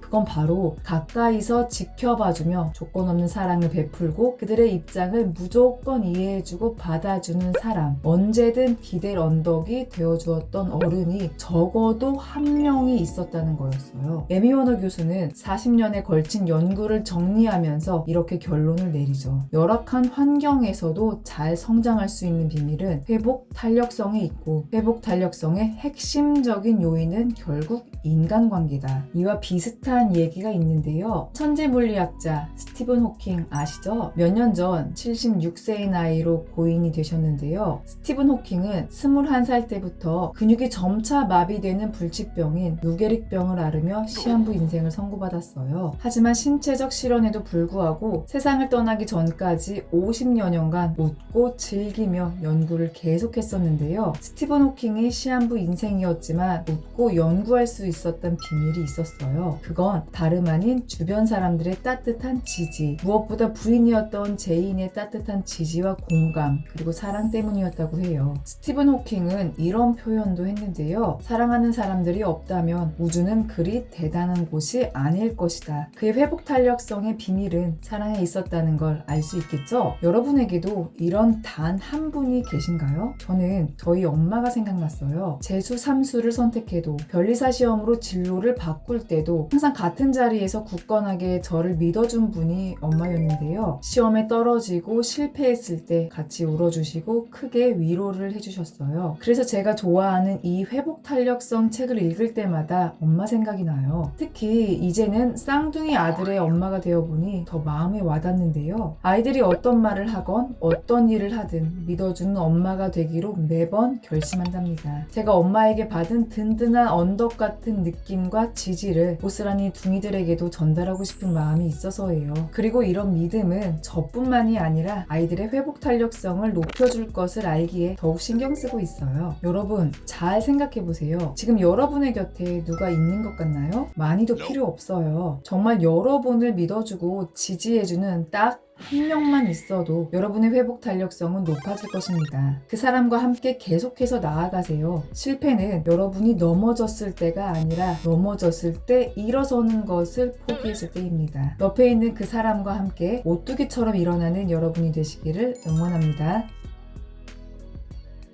이기는 습관을 가진 사람은 결국 이기고 패배하는 습관을 가진 사람은 결국 패배한다. 인생은 역시 습관 싸움이네요. 지금까지와는 다르게 살고 싶다. 나도 좋은 습관을 많이 갖고 싶다. 습관으로 갓생 살고 싶다. 이런 생각 많이 해보셨죠? 오늘은 그런 분들을 위해 준비했습니다. 2번 이상 둥이별리사가 읽은 책. 오늘의 두둥책은 보도 셰퍼의 이기는 습관입니다. 보도 셰퍼는 지난번 보도 셰퍼의 돈에서 한번 소개한 적이 있는데요. 그는 독일의 세계적인 머니 코치이자 경영 컨설턴트입니다. 그의 여러 저서들 중에 이 책은 최악의 조건을 딛고 일어나 드라마틱한 성공을 거둔 사람들의 지혜와 비결을 담은 책인데요. 이 책에서는 이렇게 결국 성공을 갖게 된 사람들을 위너라고 불렀어요. 그러니까 이 책은 위너들의 지혜와 비결을 담고 있는 건데요. 이 책은 보도 셰퍼가 4,000권의 책을 읽고 200명의 위너를 만나고 그 공통점을 총정리하면서 탄생했어요. 불가능을 뛰어넘어 최후의 승자가 된 사람들에게는 어떤 공통점이 있었을까요? 그 공통점은 이기는 습관이었어요. 이 책의 이기는 습관은 30개로 정리되어 있는데 예를 들어 강철 같은 멘탈, 무서운 실행력 같은 거예요. 위너들은 이런 이기는 습관들로 결국 압도적인 성과를 만들어낸 거죠. 저는 책장을 펴자마자 나오는 첫 장, 첫 번째 습관부터 큰 영감을 받았답니다. 조금 더 솔직히 말하면 읽으면서 스스로 반성을 많이 했는데요. 첫 번째 습관은 결정을 내려라입니다. 누구나 변화를 꿈꿀까요? 누구나 변화를 갈망할까요? 누구나 갓생을 꿈꿀까요? 저자는 이 말은 전혀 사실이 아니라고 합니다. 왜냐하면 다수의 사람은 변화를 갈망하기보다는 변화를 두려워한다고 해요. 그렇기에 결심은 대부분 작심삼일에 그치고 원래대로 원점으로 돌아가는 건데요. 우리도 다들 알고 있죠? 성장하는 삶, 성공하는 삶, 새로운 삶은 변화를 필수로 동반해야 하는 걸요. 하지만 머리로는 변화를 생각하지만 그걸 자신의 삶에 적용하는 사람은 지극히 소수입니다. 그렇다면 왜 변하지 못할까요? 사람은 결정 내리기를 힘들어하기 때문이에요. 나중에 결정해도 된다는 착각 때문에 결정을 미루고 결국 못 내려서 변하지 못하는 건데요. 위너들은 중요한 결정을 미루고 있다는 것은 그 결정을 내리지 않겠다는 결정을 내린 것이다 라고 말합니다. 이 말의 숨은 뜻은 결정은 곧 자신에 대한 믿음과 관련이 있다는 것이에요. 자신을 신뢰해야 자신의 결정 역시 신뢰할 수 있으니까요. 다음에 해야지 라고 했다는 것은 지금 내가 그것을 믿지 못한다는 것이고 신뢰가 없으니 결정을 못하는 것입니다. 자기 자신을 신뢰해야 해요. 그래야 결정을 미루지 않고 내릴 수 있답니다. 예를 들어볼게요. 재테크를 시작하려고 했을 때 여러 사람에게 조언을 듣고 여러 매체에서 얻은 정보로 부동산 재테크를 하려고 결정을 했어요. 하지만 오늘 만난 사람이 재테크는 역시 주식이지 라고 말하면 부동산 말고 주식으로 할까? 흔들리다가 결정을 번복하죠.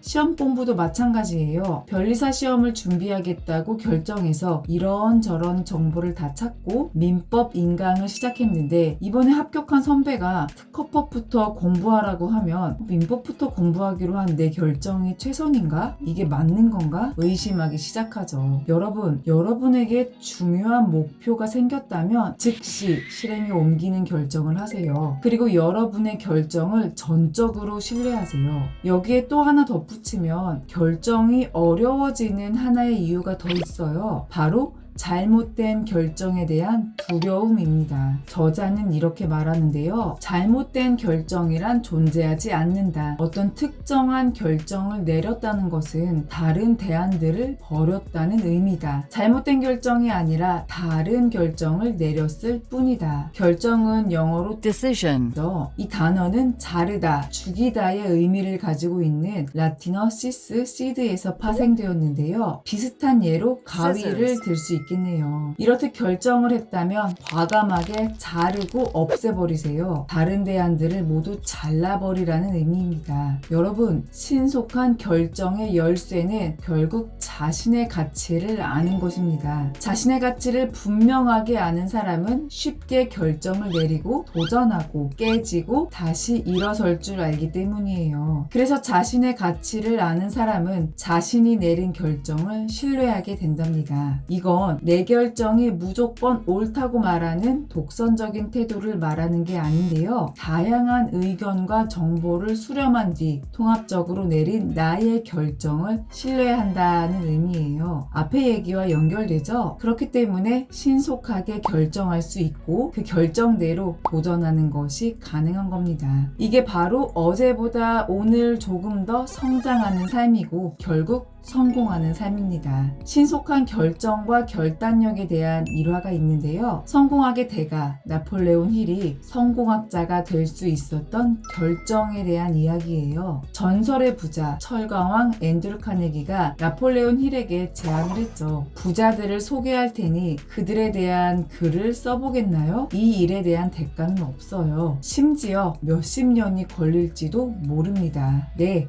제가 해보겠습니다. 나폴레온 힐이 대가 없는 이 일을 수락하는 데 걸린 시간은 단 27초였다고 합니다. 그리고 이 일을 계기로 나폴레온 힐은 성공학의 아버지로 자리 잡게 되었죠. 나폴레온 힐은 자신의 가치를 온전하게 알았기에 신속히 결단을 내릴 수 있었던 거죠. 자신에 대한 신뢰가 없었다면 이렇게 빠른 시간에 수락할 수 없었겠죠? 여러분도 여러분에 대한 믿음을 바탕으로 신속한 결단을 내리시길 바랍니다. 마지막으로 저와 여러분이 함께 실천했으면 좋겠다는 결정 근육 키우는 방법을 소개하고 영상을 마치려고 하는데요. 요즘에는 작은 일에도 결정 장애가 있는 사람들이 꽤 많죠. 직장에서 점심 메뉴를 결정하는 것, 옷 사러 가면 어떤 색을 사야 할지, 어떤 스타일을 사야 할지 많은 부분에서 결정 장애가 나타나잖아요. 그래서 우리는 결정 장애를 딛고 신속하게 결정하는 능력을 키우기 위해 훈련을 해야 합니다. 결정을 내릴 때마다 강화되고 단단해지는 결정 근육이 있다고 상상하면서요. 식당에서 메뉴판을 뚫어지게 10분 이상 쳐다보면서 평소에 먹던 음식을 그대로 주문하는 사람이 되어서는 안 됩니다. 그런 사소한 걸로 근육이 생길 수 있냐고요? 운동도 처음에는 단순히 걷는 몇 분으로 시작하는 거죠. 처음부터 무거운 바벨을 들면 다치기 마련이잖아요. 이 책에 나온 지침처럼 지금 이 순간부터 중요하지 않은 사소한 결정에는 30초 이상 쓰지 않기로 약속해봐요. 분명 결정 근육이 단단해지는 것을 느낄 수 있을 겁니다.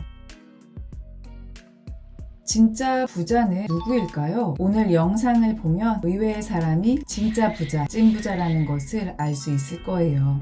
오늘은 진짜 부자가 누구인지 궁금하신 분들을 위해 준비했는데요. 2번 이상 둥이별리사가 읽은 책, 오늘의 두둥책은 모건 하우절의 돈의 심리학입니다. 이 책의 저자 모건 하우절은 현재 미국 최고의 경제 매거진이자 팟캐스트 칼럼니스트로 활동하고 있는데요. 그는 벤처 캐피털사 콜라보레이티브 펀드의 파트너이기도 해요. 그는 미국 비즈니스 편집자 및 작가 협회에서 수여하는 최우수 비즈니스상 시드니상을 2차례나 수상했답니다. 2018년 블로그에 돈의 심리학에 대한 보고서를 올렸는데 100만 명이 넘는 호응을 얻자 이렇게 책으로 발전시켰답니다. 이 책은 당신은 왜 부자가 되지 못했는가에 대한 분석을 20개의 스토리로 나누어서 담고 있는데요. 기존의 돈과 관련된 책과 전혀 다른 관점으로 이야기를 풀고 있어요. 기존의 책들은 돈 문제를 재무 관련 빨리 문제로 접근했다면 이 책은 역사와 심리학의 문제로 다가갔기 때문인데요. 예를 들어 사람들이 빚더미에 앉은 이유를 이해하려면 금리를 공부할 게 아니라 인간의 탐욕, 불안정성, 낙관주의의 역사를 연구해야 한다는 식으로요. 이런 독특한 분석은 저자의 경험에서 나온 건데요. 저자는 가장 크게 성공한 투자자도 만나보고 가장 크게 파산한 투자자도 만나보면서 깨달은 게 있었어요. 바로 진정으로 부를 이해하고 싶다면 인간의 심리를 알아야 한다는 것인데요. 오늘은 20개의 스토리 중 세 번째 스토리, 결국 채워지지 않는 것에서 영감을 받은 부분을 나눠보려고 합니다. 결코는 어떤 경우에도 절대로라는 뜻인데요. 결코 채워지지 않는 것이란 어떤 경우에도 절대로 채워지지 않는다는 의미예요. 사실 사람의 심리가 그렇잖아요. 이걸 가지고 있어도 저것이 자꾸 눈에 밟히고 지금 가진 것에 만족을 하지 못하는 경우가 아주 많잖아요. 한때 수억 달러를 보유한 트레이더로 구성된 한 헤지펀드의 직원들이 재산 대부분을 자신들의 펀드에 투자했지만 결국 모든 것을 잃었던 사건을 놓고 워런 버핏은 이런 말을 했는데요. 가지고 있지도 않고 필요하지도 않은 돈을 벌기 위해서 그들은 자신이 가진 것, 필요한 것을 걸었다. 이는 바보 같은 짓이다. 이렇게 욕심을 부리다 보면 있는 것도 잃게 되기 마련이죠. 있는 것을 다 날려버릴 수도 있는 결코 채워지지 않는 것에서 벗어날 수 있는 방법 두 가지를 말씀드릴게요. 1. 목표를 명확하게 세우자. 제일 중요한 건 스스로를 멈추게 하는 꼴대, 즉 자신의 목표를 명확하게 세우는 일입니다. 멈출 수 있는 꼴대를 세우는 일은 가장 어렵지만 가장 중요한 일 중 하나인데요. 결과와 함께 기대치가 상승하면 아무 논리도 없이 그저 더 많은 것을 얻으려고 분투하며 욕심이 생기기 때문이에요. 더 많은 돈, 더 많은 권력, 더 많은 명성 등등. 그런데 무서운 건 내가 왜 더 많은 돈을 얻고 더 많은 권력 등을 얻어야 하는지는 없이 단지 그냥 더 많이 얻고 싶어질 뿐이란 거죠. 저자는 현대 자본주의는 두 가지를 좋아한다고 언급합니다. 하나는 부를 만들어내는 것, 다른 하나는 부러움을 만들어내는 것이라고요. 주변 사람을 넘어서고 싶은 마음은 더 힘들게 노력하는 동력으로 작용할 수 있지만 충분함을 느끼지 못한다면 삶은 아무 재미가 없어요. 아니, 삶의 의미가 없어지죠. 노력해도 부족함만을 계속 느낀다면 더 이상 동력이 아니라 자신의 삶을 갉아먹기만 하니까요. 멈출 수 있는 꼴대, 명확한 목표를 세워보세요. 2. 비교는 백해 무익이다. 두 번째는 앞의 내용과 연결이 되는데요. 결국 모든 문제는 남과 비교하는 것에서 나온다는 것이에요. 비교는 사람이 사는 사회에서 빠질 수 없는 단어죠. 특히 한국은 어렸을 때부터 각종 비교가 만연하잖아요. 집안, 성격, 머리, 외모 어느 하나 빠지지 않고 완벽한 조건을 갖췄다는 엄마 친구 아들, 엄친아라는 단어가 비교의 대표 명사라고 봐도 과언이 아니겠네요. 학생 때는 성적 비교, 대학 비교, 대학 졸업 후에는 입사한 회사 비교, 연봉 비교, 결혼할 때가 되면 배우자 비교, 배우자의 집안 비교, 출산을 하게 되면 아이들끼리 비교, 나중에는 손자, 손녀 비교까지 정말 끝도 없네요. 오늘은 돈으로만 좁혀서 이야기해 볼게요. 이 책에 한 예가 나오는데요. 미국의 메이저리그의 연봉에 관한 이야기입니다. 연봉 50만 달러를 받는 신인 야구 선수가 있어요. 사실 메이저리그 내에서는 최저 연봉급이기는 하지만 이 연봉은 요즘 환율로 계산하면 약 6억 7천만 원 정도인데요. 아주 높은 연봉이죠. 하지만 이 선수는 팀 내에 있는 메이저리그 최고의 선수와 비교를 하기 시작합니다. 그는 12년간 4억 3천만 달러를 받는 선수죠. 계산도 힘드네요. 이렇게 비교를 한다면 신인 선수는 어떨까요? 이 책의 표현을 빌려 말하면 파산한 것이나 마찬가지입니다. 내 인생이 허무하게 느껴지죠. 이렇듯 다른 사람과 자신을 비교하면 그 천장은 너무 높아서 사실상 아무도 닿을 수 없는데요. 부자 위에 더 큰 부자 있고 더 큰 부자 위에도 더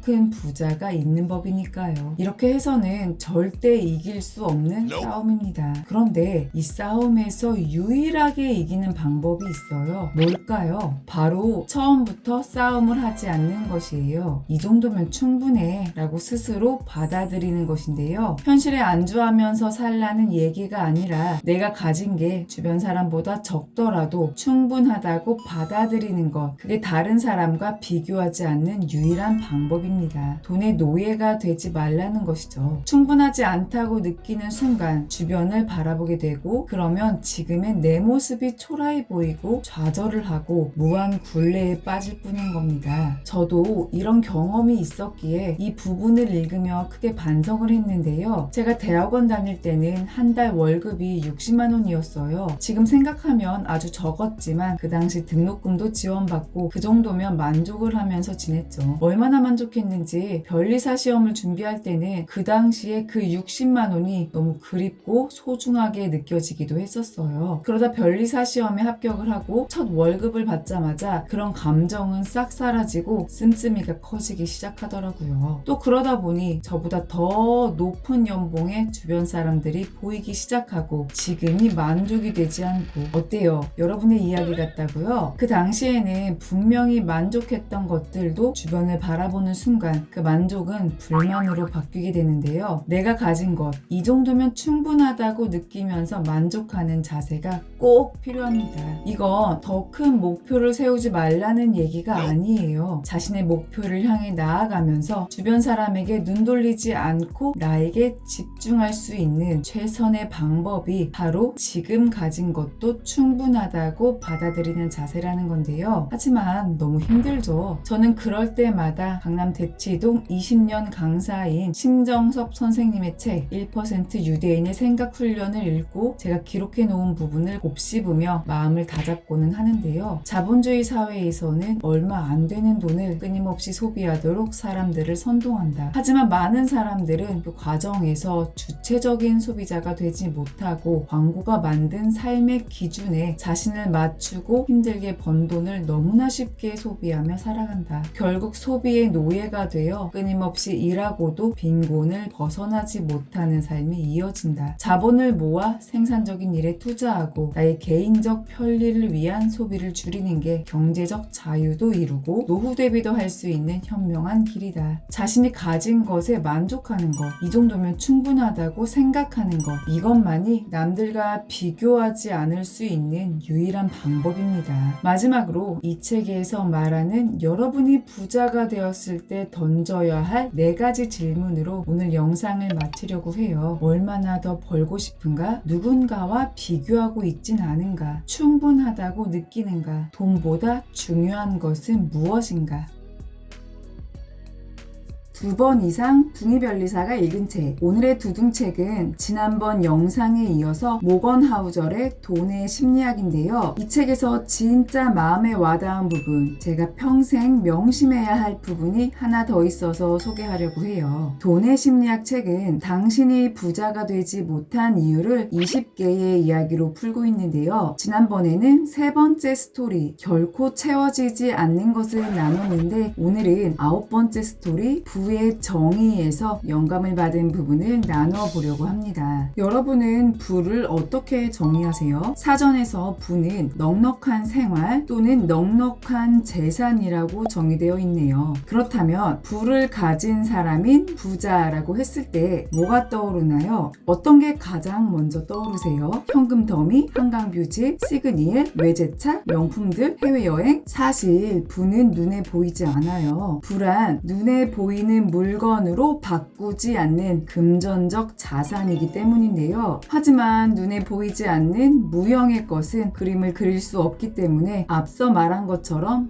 부자라고 하면 좋은 집, 좋은 차, 명품들을 이미지로 떠올리는 거죠. 이렇듯 우리는 눈에 보이는 것으로 사람들의 부를 판단하는 경향이 있어요. 사실 다른 사람이 가진 현금, 은행 잔고, 주식 잔고는 눈에 보이지 않잖아요. 그래서 이 책에서는 현대 자본주의는 사람들이 성공한 척 흉내내도록 도와주는 것을 하나의 산업으로 만들었다고 언급해요. 마치 부자가 된 것처럼 일명 플렉스 사진을 올리고 남들의 부러움을 사는 게 자본주의의 큰 산업 중에 하나인 거죠. 코로나 팬데믹 때 인기 있었던 운동이 골프인 건 아시죠? 당시 상황상 야외에서 즐기는 골프가 주목받으면서 MZ세대도 골프에 많이 진입했는데요. 한국레저산업연구소에 따르면 따르면 국내 골프 인구가 2019년 470만 명에서 2021년 564만 명으로 2년 사이, 그러니까 코로나를 거치며 100만 명 정도가 늘었다고 합니다. 하지만 거리두기가 해제되면서부터 당근마켓 등의 골프용품이나 골프웨어가 상당히 많이 올라온다고 해요. 왜일까요? MZ의 골프붐은 골프 자체를 즐겨서라기보다는 명품 골프웨어를 입고 좋은 골프채로 필드에 나가서 사진 찍는 것, 그리고 그 사진을 인스타 등에 올려서 다른 사람으로 하여금 부럽게 만드는 것, 그걸 즐긴 건데요. 이제는 골프로 플렉스할 것은 다 하기도 했고 해외여행이 다시 자유로워지다 보니 해외여행 열풍으로 관심이 옮겨간 이유 때문이라고 해요. 그러다 보니 골프채나 골프웨어들을 중고로 처분하는 일이 많아진 거고요. 한때 오마카세도 그랬고 호캉스도 있었죠. 골프 열풍, 호캉스 열풍, 오마카세 열풍, 해외여행 열풍 등등, 이렇듯 우리는 끝나지 않는 붐 속에서 살고 있어요. 그런데 우리는 이 붐에 꼭 올라타야 하는 걸까요? 이렇게 남들에게 자랑하고 과시하듯이 보여줘야만 하는 걸까요? 한 가지 질문을 해볼게요. 여러분은 길에서 페라리나 포르쉐, 람보르기니를 보면 저 차 주인은 당연히 부자겠지? 라고 생각하죠? 저 역시 그렇게 생각하는데요. 하지만 이 책의 저자는 그의 주차 대행 아르바이트 경험을 통해 항상 그렇지 않다고 강하게 말하는데요. 그러니까 고급차 주인이 항상 당연하게 부자일 거란 생각은 틀렸다는 거죠. 카푸어란 말도 있듯이 그저 그런 정도의 성공을 했으면서도, 아니 그만큼의 부가 없음에도 빚까지 지면서 차에 돈을 쏟는 경우를 많이 봤다는 겁니다. 저자는 이런 이야기를 하면서 웰시와 리치를 구분해요. 둘 다 부자라고 번역되죠. 하지만 웰시는 자산 부자, 리치는 소비 부자라고 두 단어를 구분하는데요. 소비 부자들은 주변에서 쉽게 발견할 수 있어요. 왜냐하면 그들은 자신을 드러내기 위해 무리를 하는 경우가 많거든요. 카푸어가 좋은 얘기네요. 하지만 자산 부자는 쉽게 드러나지 않아요. 오히려 숨기죠. 이 책에서 로널드 리드라는 청소부의 사례가 나오는데요. 그는 월급 200달러의 청소부였는데 죽으면서 800만 달러를 기부했어요. 그가 살았을 때 평범함을 떠나 허름한 외관이었기에 아무도 그에게 관심을 갖지 않았죠. 하지만 그가 죽은 후 그는 금융 롤모델로 추앙받았답니다. 이런 사람이 웰시인 거죠. 또한 저자는 돈이 얼마나 많은지 보여주려고 돈을 쓰는 것이야말로 돈이 줄어드는 가장 빠른 길이라고 말해요. 괜한 열풍, 그리고 보여주기에 집착하는 삶은 보이지 않는 나의 부가 빠르게 사라진다고 생각을 해야 합니다. 저자 역시 부는 눈에 보이지 않는다라고 강조하고 있어요. 그렇다면 우리는 여기서 어떤 인사이트를 가져와야 할까요? 10만 달러짜리 차를 모는 사람이 있다면 그는 부자일 수 있다. 그러나 그 사람의 부에 관해 우리가 아는 유일한 데이터는 그의 부가 차를 구매하기 전보다 10만 달러 줄어들었다. 혹은 빚이 10만 달러 늘어났다는 사실뿐이다. 그들에 관해 우리가 알 수 있는 것은 오직 그뿐이다. 바로 이런 기준을 갖고 부는 눈에 보여지는 것이 아니라는 걸 명심해야 합니다. 사실 저도 이 부분이 쉽게 고쳐지지가 않아서 많이 힘든 부분인데요. 과거보다는 많이 웰시를 추구하는 방향으로 변한 것 같지만 아직도 리치를 추구하는 모습이 남아있기 때문이에요. 저자의 말처럼 부는 보이지 않는 것이죠. 하지만 우리는 보이는 것으로 대체하려고 하기 때문에 비교를 하게 되는 것이고요. 사진에서 보이는 더 좋은 집, 더 넓은 집, 더 좋은 차, 더 좋은 가방, 이렇게 눈에 보이는 것에 현혹되지 않고 소비에서 벗어나며 부의 진정한 가치, 즉 지금 사지 않는 것이 더 큰 부가 되어 지금보다 더 많은 것들을 살 수 있는 선택권과 유연성을 제공한다는 그 가치를 추구해야 할 것입니다. 부자인 척이 아니라 진짜 부자가 되어야 하니까요. 마지막으로 이 책에 나온 가수 리안나의 자산관리사 말로 이번 두둥책 영상을 마치려고 하는데요. 가수 리안나는 과소비로 파산 직전까지 가게 되었고 그녀의 자산관리사를 고소하자 자산관리사가 이런 말을 했는데요. 돈으로 물건을 사면 결국 물건만 남고 돈은 없어진다는 걸 정말로 말해줘야 했나요? 여러분은 웰시를 원하시나요? 아니면 리치를 원하시나요?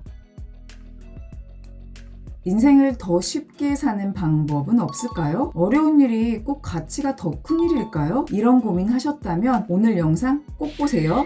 지금 분명 내가 전보다 빠르게 달리고 있는 것 같은데 오히려 목표와는 더 멀어지고 있는 것 같다. 너무 많은 에너지를 사용해서 번아웃이 온 것 같다. 모든 일이 필요 이상으로 너무 힘들다. 오늘의 두둥책은 이런 분들을 위해서 준비했습니다. 2번 이상 둥이별리사가 읽은 책. 오늘의 두둥책은 그렉 맥커운의 최소 노력의 법칙입니다. 이 책의 저자 그렉 맥커운에 대해서는 예전 두둥책 에센셜리스트 책을 소개하면서 언급했었는데요. 그는 자기개발 분야에서 유명한 작가이자 스피커 그리고 리더십 컨설턴트예요. 자신의 경험을 통해 본질에 집중하는 에센셜리스트의 중요성을 직접 깨닫고 이를 알리기 위해 세계적으로 강연을 하고 있답니다. 혹시 시간 관리와 관련해서 큰 돌 이론 들어본 적 있나요? 어항에 큰 돌, 작은 돌, 모래에 물을 어떻게 넣어야 하는지를 통해 시간 관리하는 방법을 알려주는 이야기인데요. 어항에 작은 돌을 먼저 넣으면 큰 돌을 여러 개 넣을 수 없겠죠? 큰 돌들을 먼저 넣고 작은 돌, 모래, 물 순서로 넣어야 어항을 꽉 채울 수 있는데요. 여기서 큰 돌은 우선순위가 높은 일을 말해요. 큰 돌을 먼저 넣지 않는다면 다시는 큰 돌을 넣을 수 없죠. 그래서 이 이론은 시간 관리든 우선순위가 높은 일을 먼저 배치해야 한다는 것을 알려주는데요. 그런데 저자는 큰 돌 이론에 대해 생각하면서 문득 만약 큰 돌이 너무 많으면 어쩌지? 더없이 중요한 일이지만 내 여력으로 도무지 해낼 수 없다면 어쩌지? 라는 고민을 했다고 해요. 큰 돌이 너무 많다면 결국 큰 돌이 어항 위로 튀어나올 테니까요. 저자가 이런 생각을 한 건 그 자신이 에센셜리스트가 되는 법을 책으로 써낸 사람이지만 정작 현실에서는 너무 많은 일을 버려놓고 부담감 속에서 살았기 때문이었어요. 그는 스스로에게 완벽한 에센셜리스트가 되어야 한다고 다그쳤지만 그에게는 더 이상 걷어낼 것이 없고 중요한 일들이 너무 많았거든요. 그래서 저자는 무언가를 실행하는 방식에 대해 고민을 했고 그래서 이 책을 써낸 것입니다. 예전작인 에센셜리즘이 올바른 일을 선택하는 것을 다뤘다면 이 책은 그 일을 실행하는 올바른 방식을 설명하고 있답니다. 저자는 이 책을 크게 3개의 파트로 나눠서 설명을 하는데요. 어떻게 하면 더 쉽게 집중할 수 있을까? 어떻게 하면 필수 활동을 더 쉽게 해낼 수 있을까? 어떻게 하면 최소한의 노력으로 최선의 성과를 거둘 수 있을까? 이 중에서 오늘은 어떻게 하면 더 쉽게 집중할 수 있을까와 관련된 첫 번째 챕터, 뒤집어 생각하기에서 영감을 받은 부분을 나누려고 합니다. 인간의 뇌는 어렵게 느껴지는 대상은 저항하고 쉽게 느껴지는 대상은 반기게 되어 있는데요. 이런 것을 가리켜 최소 노력의 원칙, 인지적 용이함 원칙이라고 불러요. 이 원칙에 따라 우리는 원하는 것을 성취하는데 가장 저항이 적은 경로를 택하는 경향이 있어요. 예를 들면 좀 비싸더라도 집 근처 편의점에서 물건을 사는 것은 그 물건을 조금 저렴하게 파는 상점까지 차를 끌고 나가는 것보다 방법이 수월해서이고 온라인에서 어떤 정보를 찾을 때 신뢰도와 상관없이 첫 번째 정보를 받아들이게 되는 것도 그것이 원하는 질문에 답을 얻는 가장 쉬운 길이기 때문인데요. 여러분도 관련 책이나 논문을 찾아보는 것보다는 온라인에서 누군가가 정리해 놓은 정보를 그대로 받아들이곤 하죠. 요즘은 AI에게 묻기도 하겠네요. 저 역시 마찬가지랍니다. 이게 최소 노력의 원칙이에요. 우리는 살아가면서 기대 이상의 성공을 거두려면 기대 이상의 노력을 해야만 한다고 믿곤 하는데요. 저자는 그 때문에 오히려 스스로 나서서 필요 이상으로 일을 더 어렵게 만드는 경우가 있다고 언급합니다. 쉽게 말해서 사서 고생을 하는 것이죠. 이때 우리에게 필요한 건 손쉽게 뒤집어 생각하기예요. 이는 정반대의 관점으로 문제를 바라보는 것인데요. 단순하게 더 쉬운 방법이 없냐고 생각해보는 거죠. 뒤집는다는 것은 내 생각이나 내 접근 방식을 뒤엎고 다시 뒤로 돌아가서 반대쪽 생각이 맞는다면 하고 묻는 것이에요. 우리는 습관적으로 지금까지 자신이 생각했던 대로 쭉 생각하는 경향이 경향이 있어요. 이렇게 한쪽 면만 보기 때문에 문제를 어렵게 만들 때가 있는데요. 이때 뒤집어 생각한다면 한쪽에서만 바라본 탓에 발견하지 못했던 것들을 발견할 수 있답니다. 이런 태도는 열린 자세와 연결되어 새로운 방식을 받아들이기도 하고요. 19세기 독일의 수학자 카를 야코비는 유난히 까다롭고 난해한 문제를 능숙하게 풀어낸다는 평판을 들었는데 그 비결이 바로 뒤집어야 한다. 항상 뒤집어 생각해야 한다였어요. 그리고 저가 항공으로 유명한 사우스 웨스트 항공도 뒤집어 생각하기를 통해 위기를 극복한 사례인데요. 경영진은 현대적인 발권 시스템 없이는 사업이 힘들다고 하며 어마어마한 비용을 들여서 시스템을 구축해야 한다고 했었죠. 하지만 감당하기 어려울 만큼의 비용이었기에 많은 고민을 했는데 의외의 해법으로 문제를 해결했답니다. 바로 더 쉬운 방법은 없는지, 즉 뒤집어 생각하기를 적용한 것이었어요. 사람들이 생각하는 티켓에 그렇게 신경 써야 할까? 우리가 티켓이라고 여기는 것이 더 중요하지 않을까? 이 물음을 통해 기존의 사람들이 생각하는 티켓이 아닌 간소한 자동 출력기로 일반 종이에 출력할 수 있는 티켓을 발행함으로써 문제를 해결한 것이었죠. 뭔가 쉬운 방법으로 한다고 하면 귀찮아서 이런 방법을 택했나? 생각이 짧구만. 괜히 열등하고 낮은 수준의 결정을 내린 것이라고 생각하기 마련인데요. 하지만 이 생각은 틀렸어요. 그 결정을 내리기까지 많은 고민의 과정이 있었고 그런 과정을 통해서 뒤집어 생각을 한 것이에요. 그러다 보니 쉬운 방법이라는 결과가 나온 것이죠. 여러분의 요즘 상황을 지나치게 복잡하게 만들고 있지는 않으세요? 어렵게만 해결하려 하시지 않나요? 한번 더 쉬운 방법이 있다면? 이라고 물어보세요. 뒤집어서 바라보는 순간 눈앞에 장애물이 사라지고 수월한 상태를 발견하는 마법을 경험할 수 있을 거예요.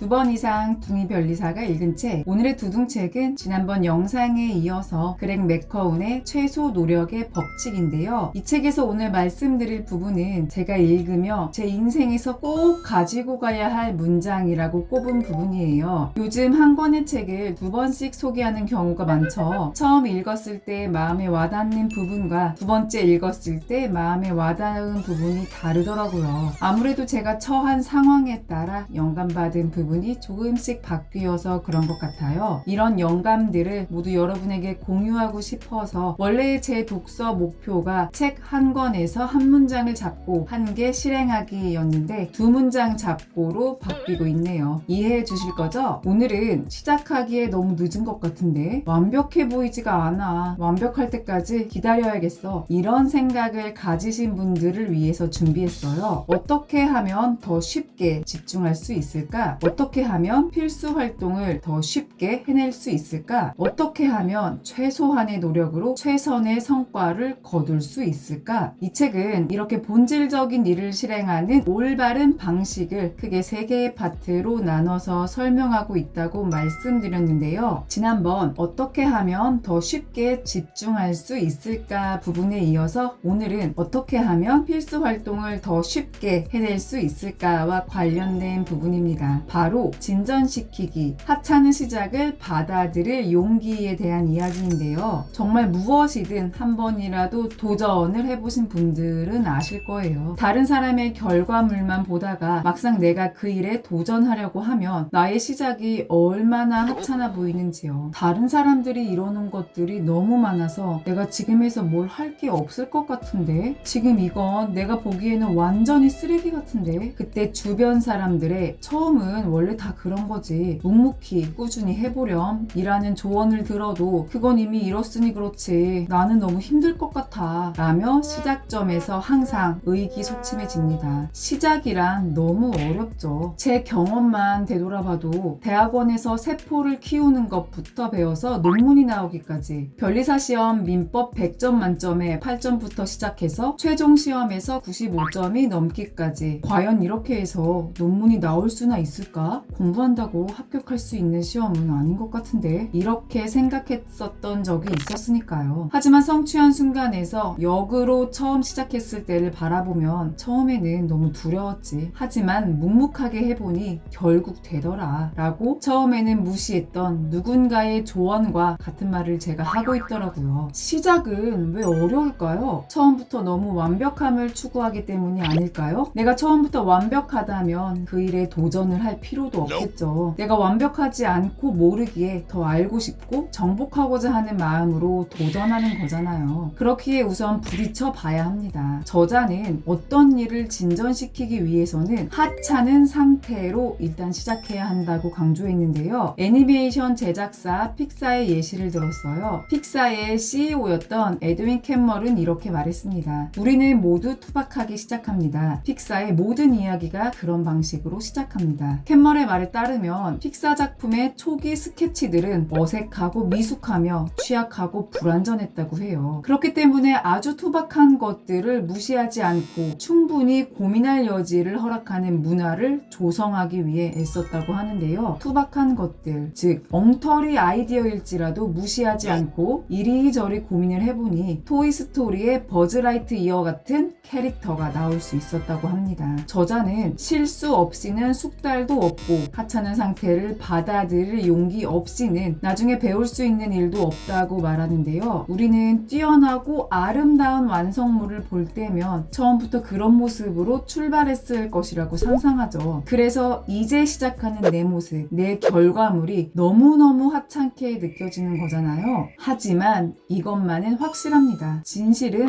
정반대라는 걸요.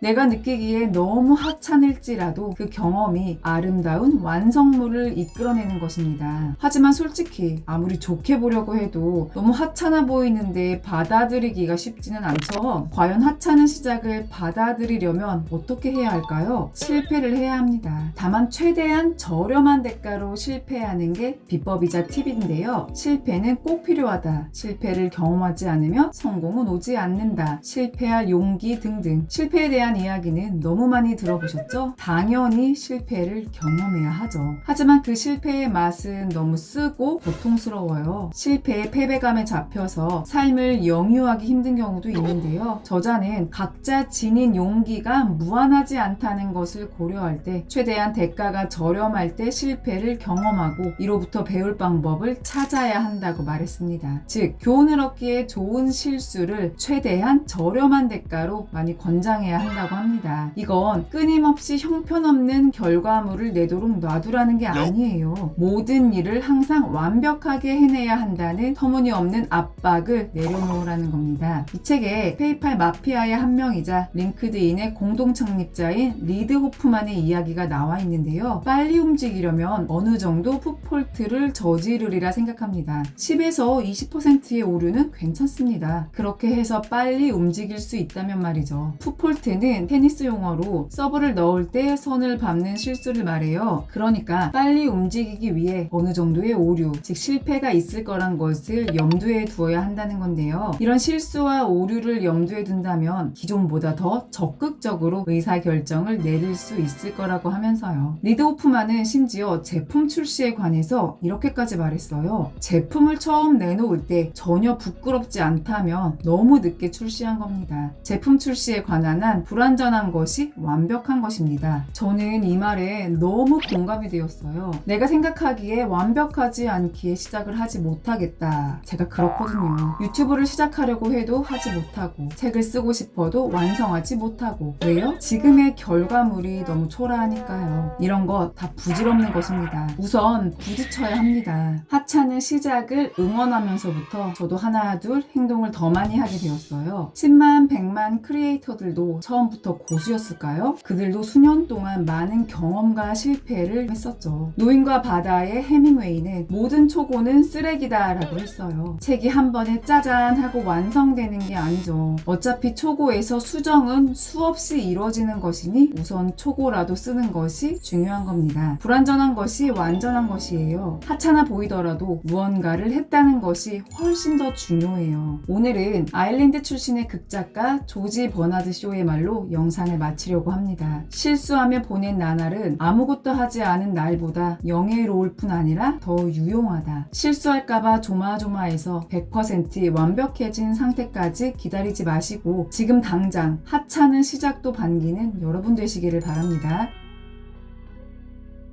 나도 부자 아빠의 인사이트를 가져오고 싶다는 분, 나보다 내 아들이, 내 딸이 더 부자로 살길 원하는 분, 오늘은 이런 분들을 위한 영상입니다.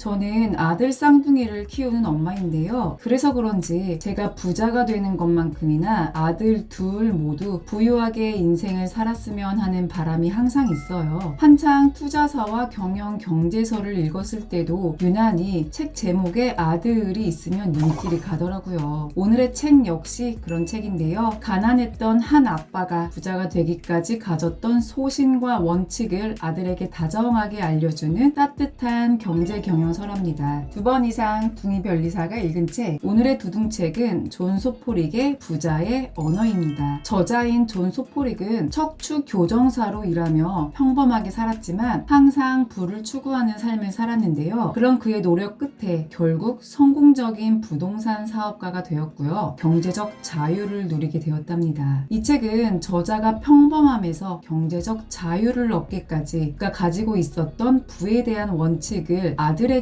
전달하려고 쓴 책이에요. 특이하게 픽션과 논픽션이 섞인 구성을 가지고 있어요. 아빠가 아들에게 얘기하다 보면 충고로 끝날 때가 있잖아요. 아빠의 말이 충고가 되면 아들이 받아들이지 않을 수도 있기 때문에 좀 더 부드럽고 자상하게 전달하기 위해 가상의 이야기와 섞었다고 해요. 즉 이 책은 저자인 존 소포릭의 자아, 그리고 그가 만든 가상의 인물인 정원사 두 명의 목소리가 번갈아 나옵니다. 부모라면 누구나 자식에게 좋은 것을 물려주고 싶죠. 저자는 현실적으로 돈 버는 방법을 알려주는 것보다 더 중요한 것은 부의 철학을 알려주는 거라고 얘기했어요. 물고기를 잡아주는 것보다 물고기 잡는 법을 가르쳐주라는 말이 있죠. 문제가 발생할 때마다 그 문제를 해결해주는 것이 아니라 문제를 극복할 수 있는 힘을 길러주어야 한다는 것인데요. 이 책은 여기서 한 단계 더 나아가요. 왜 물고기를 잡아야 하는지, 그러니까 왜 부를 추구해야 하는지도 알려주거든요. 이 책은 크게 3부로 나뉘는데요. 1부는 부를 추구해야 하는 이유를 알려주고 2부는 본격적으로 부의 정원을 가꾸는 방법을 알려줍니다. 2부는 다시 55가지의 부의 언어, 10가지 부의 씨앗, 15가지 부의 덕목에 대해 짧은 이야기로 나뉘고요. 마지막 3부는 풍성한 수학이라는 제목 아래 정원사의 유산을 짧게 언급하고 마무리됩니다. 제가 오늘 여러분과 나눌 부분은 55가지 부의 언어 중 저항에 관한 이야기예요. 저는 저항이라고 하면 과학 시간에 배웠던 전류 전압 저항 또는 물리 시간에 공기의 저항, 물의 저항이 먼저 떠올랐는데요. 저항을 사전에서 찾아보면 어떤 힘이나 조건에 굽히지 아니하고 거역하거나 버팀, 물체의 운동 방향과 반대 방향으로 작용하는 힘으로 풀이됩니다. 저자는 저항을 반대하는 힘으로 정의하면서 어떤 목표의 반대 방향으로 움직이는 힘이라고 말했어요. 인간의 타고난 게으름, 꾸물거림, 산만함, 핑계 등등이 그것이죠. 그렇다면 우리는 저항을 어떻게 이겨낼 수 있을까요? 그냥 버티기만 해야 할까요? 모든 도전에는 저항이 있어요. 그 저항은 두려움이라는 단어로 내재되어 있는데요. 방법은 딱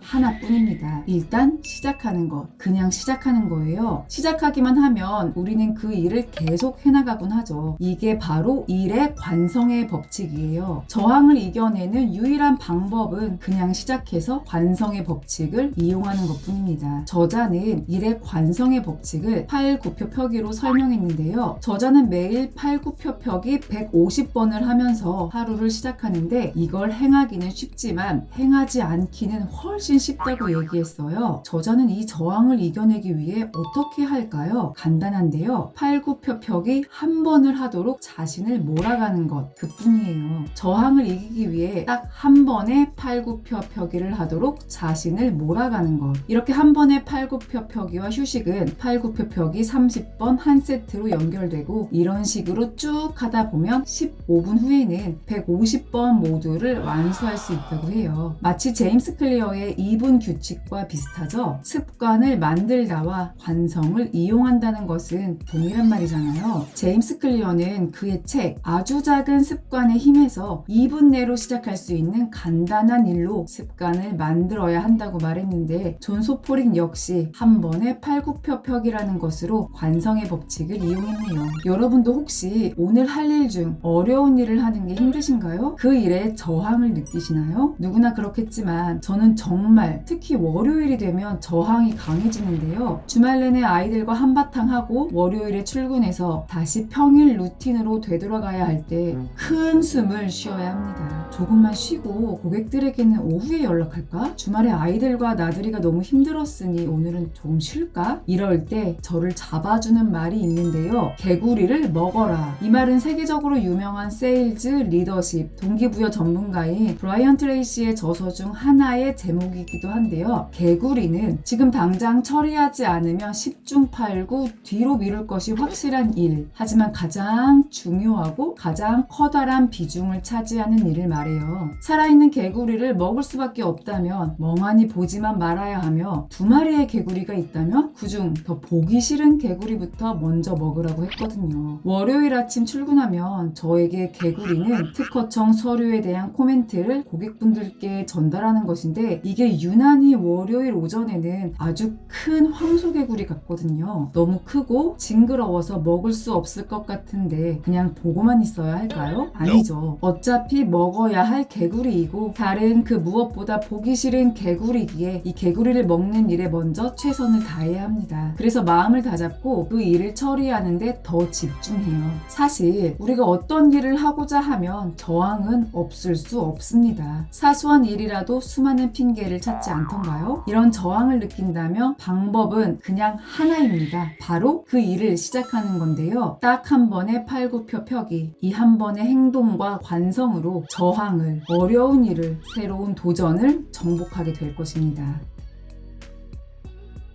공부해서 시험을 보는 것과 부자가 되는 것의 가장 큰 공통점이 뭔 줄 아세요? 바로 계획을 세운다는 건데요. 오늘 영상을 통해 계획은 이렇게 세우는 거구나 라는 영감을 받으실 거예요.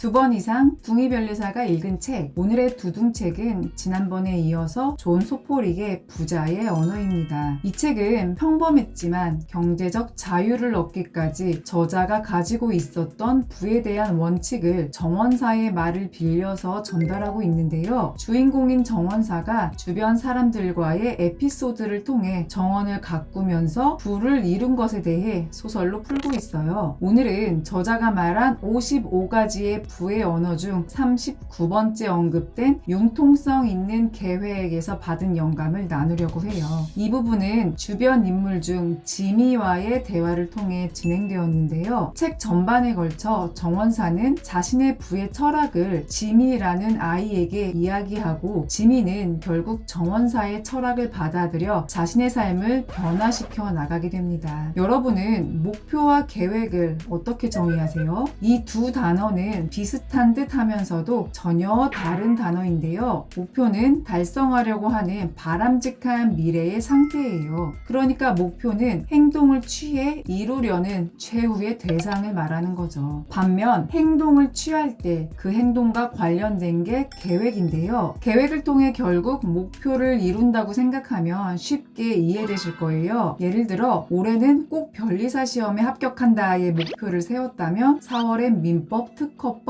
공부를 시작하고, 하루의 공부 시간은 10시간 정도, 아침에는 몇 시에 일어나고, 평일에는 인강을 듣고, 주말에는 학원 실강을 듣겠다 등등이 바로 계획이죠. 또 다른 예로 5년 안에 순자산 10억을 만든다는 목표를 세웠다면 1년 차에는 근로소득 중에 얼마를 저축하고 부수입을 만들 것인지, 부동산 재테크로 투자를 주로 할 것인지, 아니면 나만의 아이템으로 사업을 시작해서 온라인 판매부터 시작 시작할 것인지 등등이 바로 계획이죠. 이 책에 목표와 계획에 대한 대화가 나오는데요. 지민은 사무실에 공적 업무를 처리해줄 직원을 고용했고 직원 덕분에 서류 작업에 짓눌려 하지 못했던 활동, 더 의미 있는 활동을 하는데 시간을 쓸 자유를 얻었어요. 하지만 경쟁 업체가 공격적으로 사업을 하는 탓에 지미의 사업장은 사업 초기에 기세가 사라지는 등 장애물을 눈앞에 두고 있었죠. 새로운 장애물을 넘을 전략이 있냐는 정원사의 말에 지미는 지금은 불행하게도 전략이 없다고 대답을 해요. 이때 정원사는 다시 말합니다. 그게 문제구나. 내겐 새로운 계획이 필요해. 정원사는 새로운 목표가 아니라 새로운 계획이 필요하다고 말해요. 그리고 자신의 과거 토마토 대회에서 2년 동안 1등을 했던 비밀을 알려줍니다. 그 첫 번째 비밀은 하나의 목표를 선택하고 나머지 다른 가지들은 다 쳐내야 한다는 것이었어요. 이건 제가 최근에 계속 반복해서 말씀드렸던 원싱 에센셜리스트, 본질 하나의 몰입 등과 일맥상통하는데요. 두둥책 원싱 영상에서 맨 처음 도미노를 쓰러뜨릴 때까지 첫 번째 도미노가 어떤 일인지를 찾고 첫 번째 도미노를 쓰러뜨리기 위해서만 몰두해야 한다고 말씀드렸었죠. 그런데 그 하나에만 집중하고 몰입하는 것이 다가 아니었어요. 정원사는 숨겼던 두 번째 비밀을 알려주는데요. 그건 바로 계획의 융통성이었어요. 정원사는 2년 전 토마토 대회에 처음 나가서 1등을 했지만 그 다음 해에 미끄러지게 되었고 그 경험을 통해 잘못된 점을 알아내려고 애쓰는 순간 새로운 사실을 알게 되었어요. 첫 해에는 토마토에게 완벽한 자리를 골라서 햇빛을 잘 받았지만 시간이 지나면서 나무가 조금 더 자라자 해를 가리게 된 것인데요. 토마토 나무가 더 자란 만큼 햇빛을 잘 받을 수 있는 자리가 조금 변한 거였답니다. 정원사는 이걸 깨닫고 토마토가 있는 자리를 변경해주면서 다시 우승을 할 수 있었어요. 부를 향하는 길도 정원을 가꾸는 일과 같아요. 우회로가 수없이 많죠. 예상치 못한 수많은 변수가 생긴다는 겁니다. 이 여정에서 확실한 건 끊임없이 때에 맞게 계획을 짜야 한다는 것인데요. 저자가 말한 수정 계획이죠. 최종 목표는 고정시키고 융통성 있게 전략적인 계획, 수정 계획을 짜야 합니다. 이 부분을 읽으면서 이제는 10년도 더 전인 저의 변리사 수험 생활이 떠올랐는데요. 제가 앞서 공부하는 것과 부자가 되는 것은 목표를 정하고 계획을 세운다는 점이 가장 큰 공통점이라고 얘기했었잖아요. 그 당시 저의 목표는 단 하나, 2년 안에 시험 합격이 목표였어요. 29이라는 어찌 보면 늦었다면 늦은 나이에 선택했기에 무슨 수를 써서 최대한 빨리 합격하고 싶은 마음에 초반에는 계획을 무리하게 세웠어요. 4개의 법 과목을 매일 적정 시간 동안 꼭 공부를 하는 것이 계획이었는데 초반에는 조금씩 되는 것 같더니 중간부터 이게 너무 힘들어지더라고요. 이과생인 저에게 법 과목, 특히 민법은 외계어 같았고 공부량까지 너무 방대해서 하루에 민법을 5, 6시간은 꼭 봐야 했어요. 그런데 민법만 오래 붙잡고 있으면 다른 과목들을 볼 시간이 부족해지고 민법 공부 시간을 줄여서 민법을 조금씩 보니 민법의 공부 효율성이 떨어지고 정말 멘붕 단계까지 왔었거든요. 그래서 계획을 다시 수정했답니다. 민법 시간은 5,